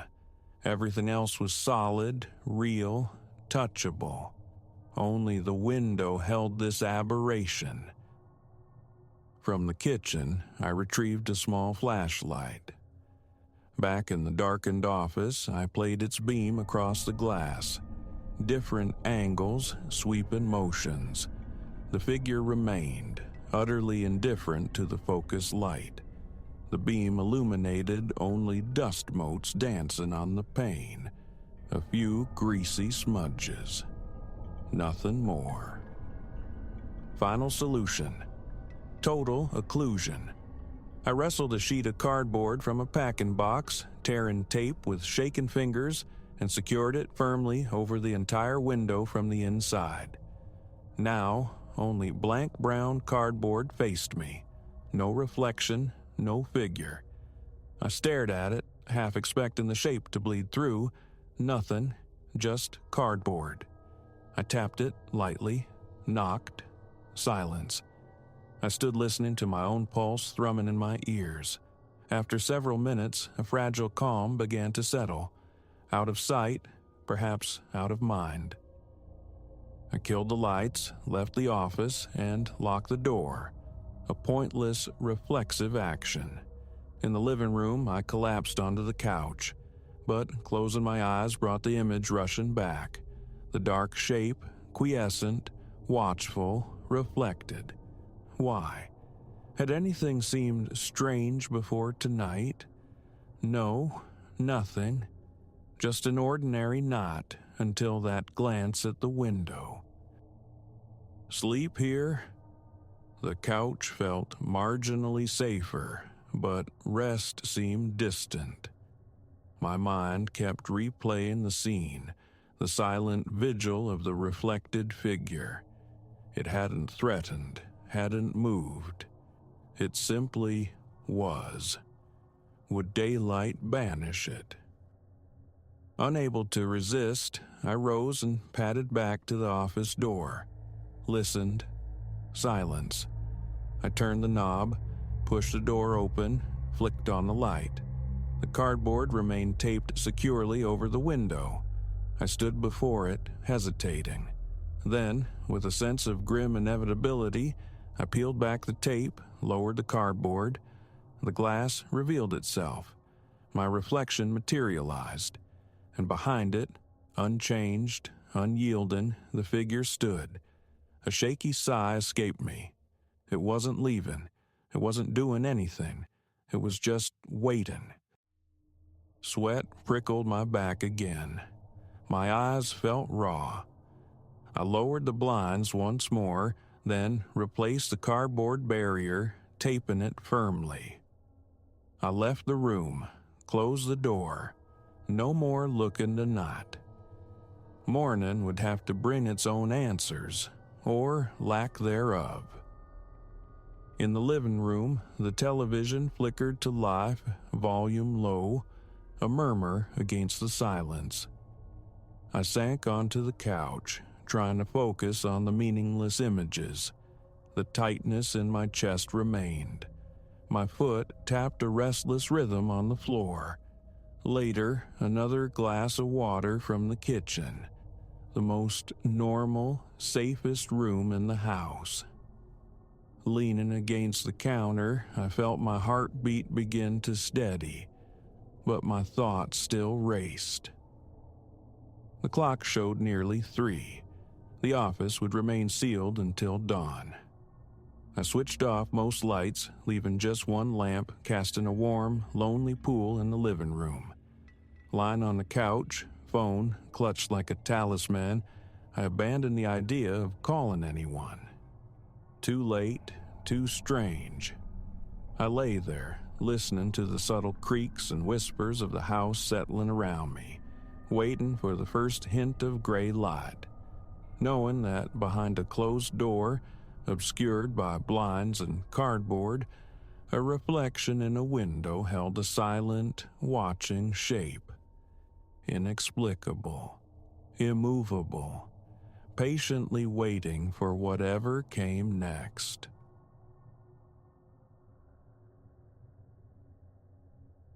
That flicker behind the realtor's gaze, a spark of something ancient and cold. I registered it a breath too late. By then, the heavy oak door had sealed my passage with a definitive thud, resonance echoing in the sudden quiet. A chill, deeper than autumn air, snaked up my spine. This viewing wasn't opportunity. It was ingress into a carefully laid snare. Weeks I'd spent on the exhausting pilgrimage for sanctuary, worn thin by the ravenous market swallowing every decent prospect. Then a listing materialized. A grand Victorian dame, impossibly priced, bordering on the sacrificial. Online, pixels painted a haven of sprawling emerald lawns and intricate gingerbread trim, a phantom of perfection. Too perfect, whispered a voice of caution, yet desperation roared louder. I secured a showing for that very afternoon, hope flickering against the encroaching shadows of doubt. The address led me down a serpentine drive, a tunnel carved through gnarled, grasping trees, terminating in a secluded clearing where the house stood. Grandeur warred with profound disquiet. It commanded the landscape, yes, but a palpable weight pressed down, a brooding vigilance emanating from its dark-paned eyes. A figure waited on the veranda, smile stretched wide, a practiced veneer of warmth. Alistair, he announced himself, the property's custodian. Something in his crystalline blue eyes held you, a polished charm designed to disarm. My earlier tremors, I reasoned, were merely frayed nerves. I followed him across the threshold. A rare jewel, this, Alistair murmured, his voice smooth as aged velvet as we stepped into the cavernous foyer. Held by one lineage for centuries, their letting go is significant. Your timing is most fortunate. I could only nod, adrift in the scale of it all. Soaring ceilings vaulted overhead, shadowed by elaborate carvings, a majestic staircase swept upwards like a frozen wave. Yet, beneath the grandeur lingered the scent of dust and forgotten things, and phantom movements teased the edges of my vision. Alistair guided me onward, a silken monologue weaving tales of heritage and architecture. Room flowed into room, his narrative hypnotic, and I found myself ensnared by the cadence of his voice.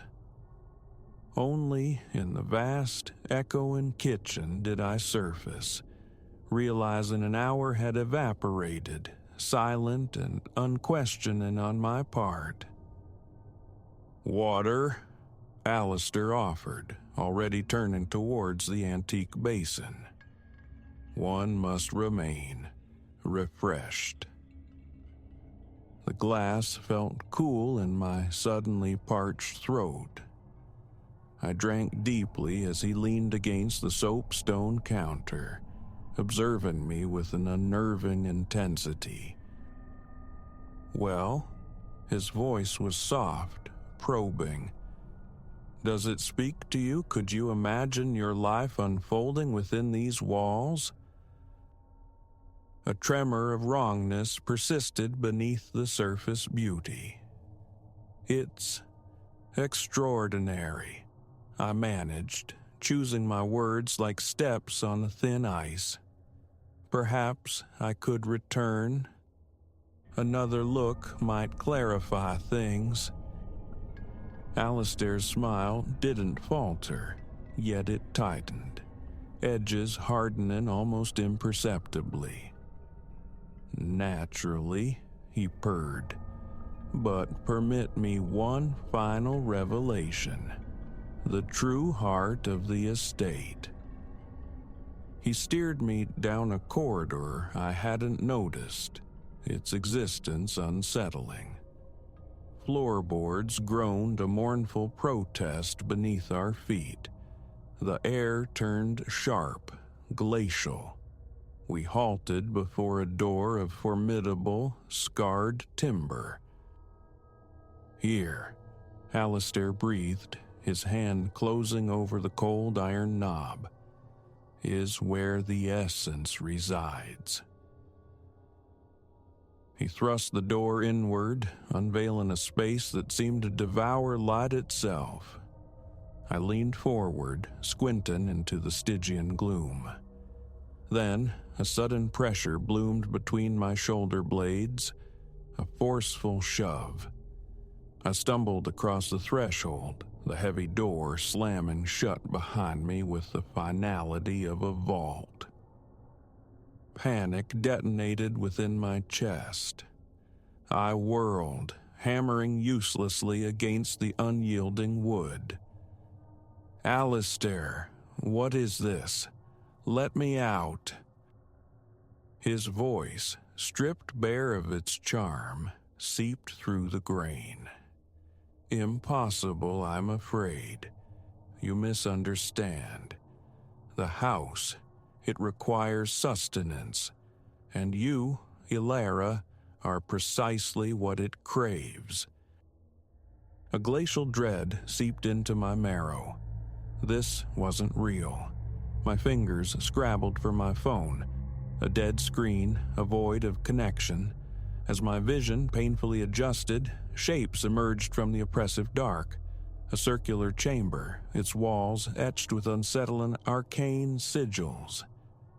At its center, a stone altar, stained with patterns I desperately willed not to be ancient blood. Frantically, my eyes darted, seeking escape. No windows, no other egress. Trapped. Just as despair threatened to suffocate me, a low, subterranean groan vibrated through the floor, resonating from the very stones around me. The carved symbols began to pulse with a sickly, phosphorescent light.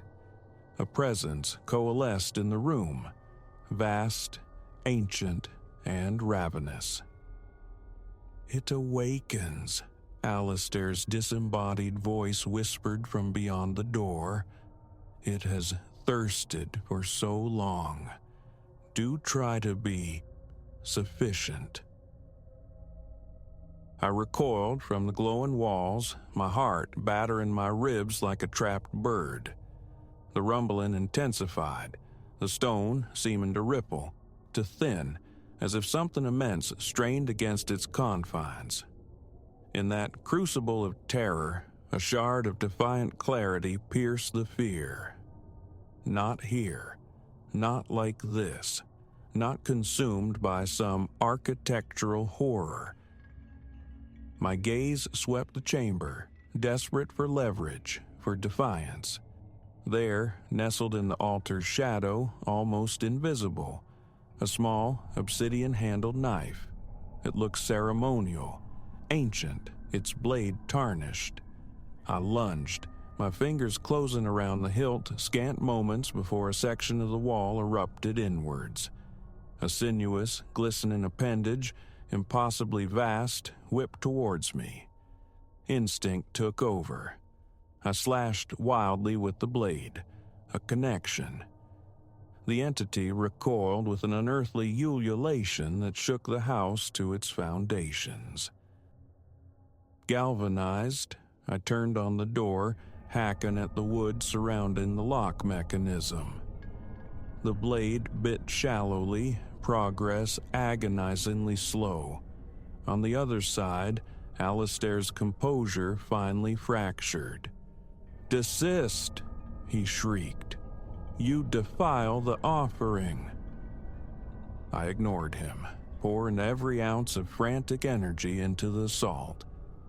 Behind me, the sounds of crumbling stone intensified, the immense presence surging closer. Time bled away. With a final, desperate heave, the lock splintered. I tore the door open, confronting a momentarily stunned Alistair. No hesitation, I shoved past his startled form, fleeing with primal urgency down the now alien hallway. "Seize her!" Alistair's command echoed, sharp with fury. But who was he commanding? As I ran, the house itself became my pursuer. Eyes and shadowed portraits tracked my flight. Floorboards buckled and warped beneath my feet, seeking to ensnare me. The very structure conspired against my escape. I burst into the foyer, the front door a beacon of salvation. My hand closed on the brass handle, just as something coiled tight around my ankle. Looking down, I saw the intricate patterns of the foyer rug writhe, its woven tendrils snaking up my leg. A choked cry of revulsion tore from my throat as I slashed downwards with the knife. The rug hissed, releasing its grip. I wrenched the door open, tumbling out onto the veranda, gasping. The night air struck like a physical blow, scouring the cloying dread from my lungs. Night? How many hours had I been captive within those walls?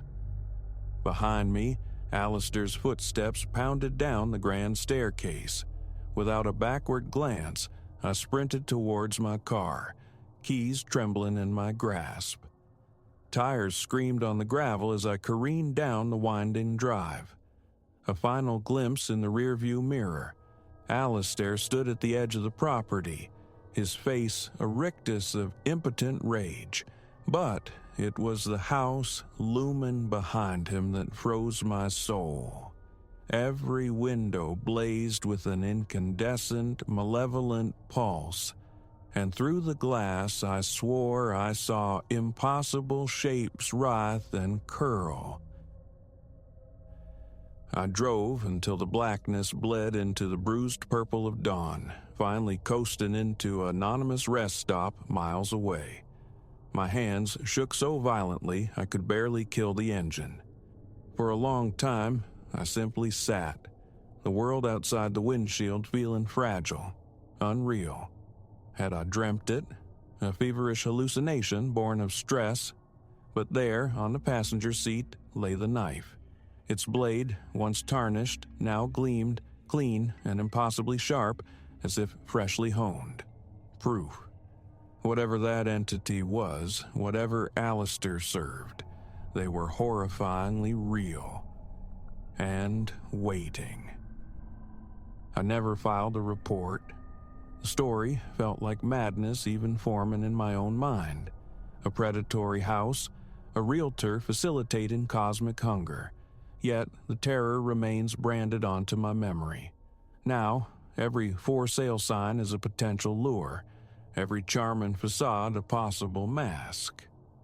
I remember the cold flicker in Alistair's eyes, the insatiable void within the walls, and the terrifying thinness of the veil I had almost slipped behind forever.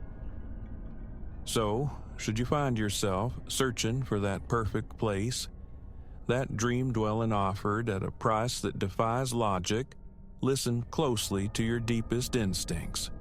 Sometimes the ideal home finds you, and sometimes that discovery is the most perilous thing imaginable, because if it appears too good to be true, it likely is, And it might just be hungry.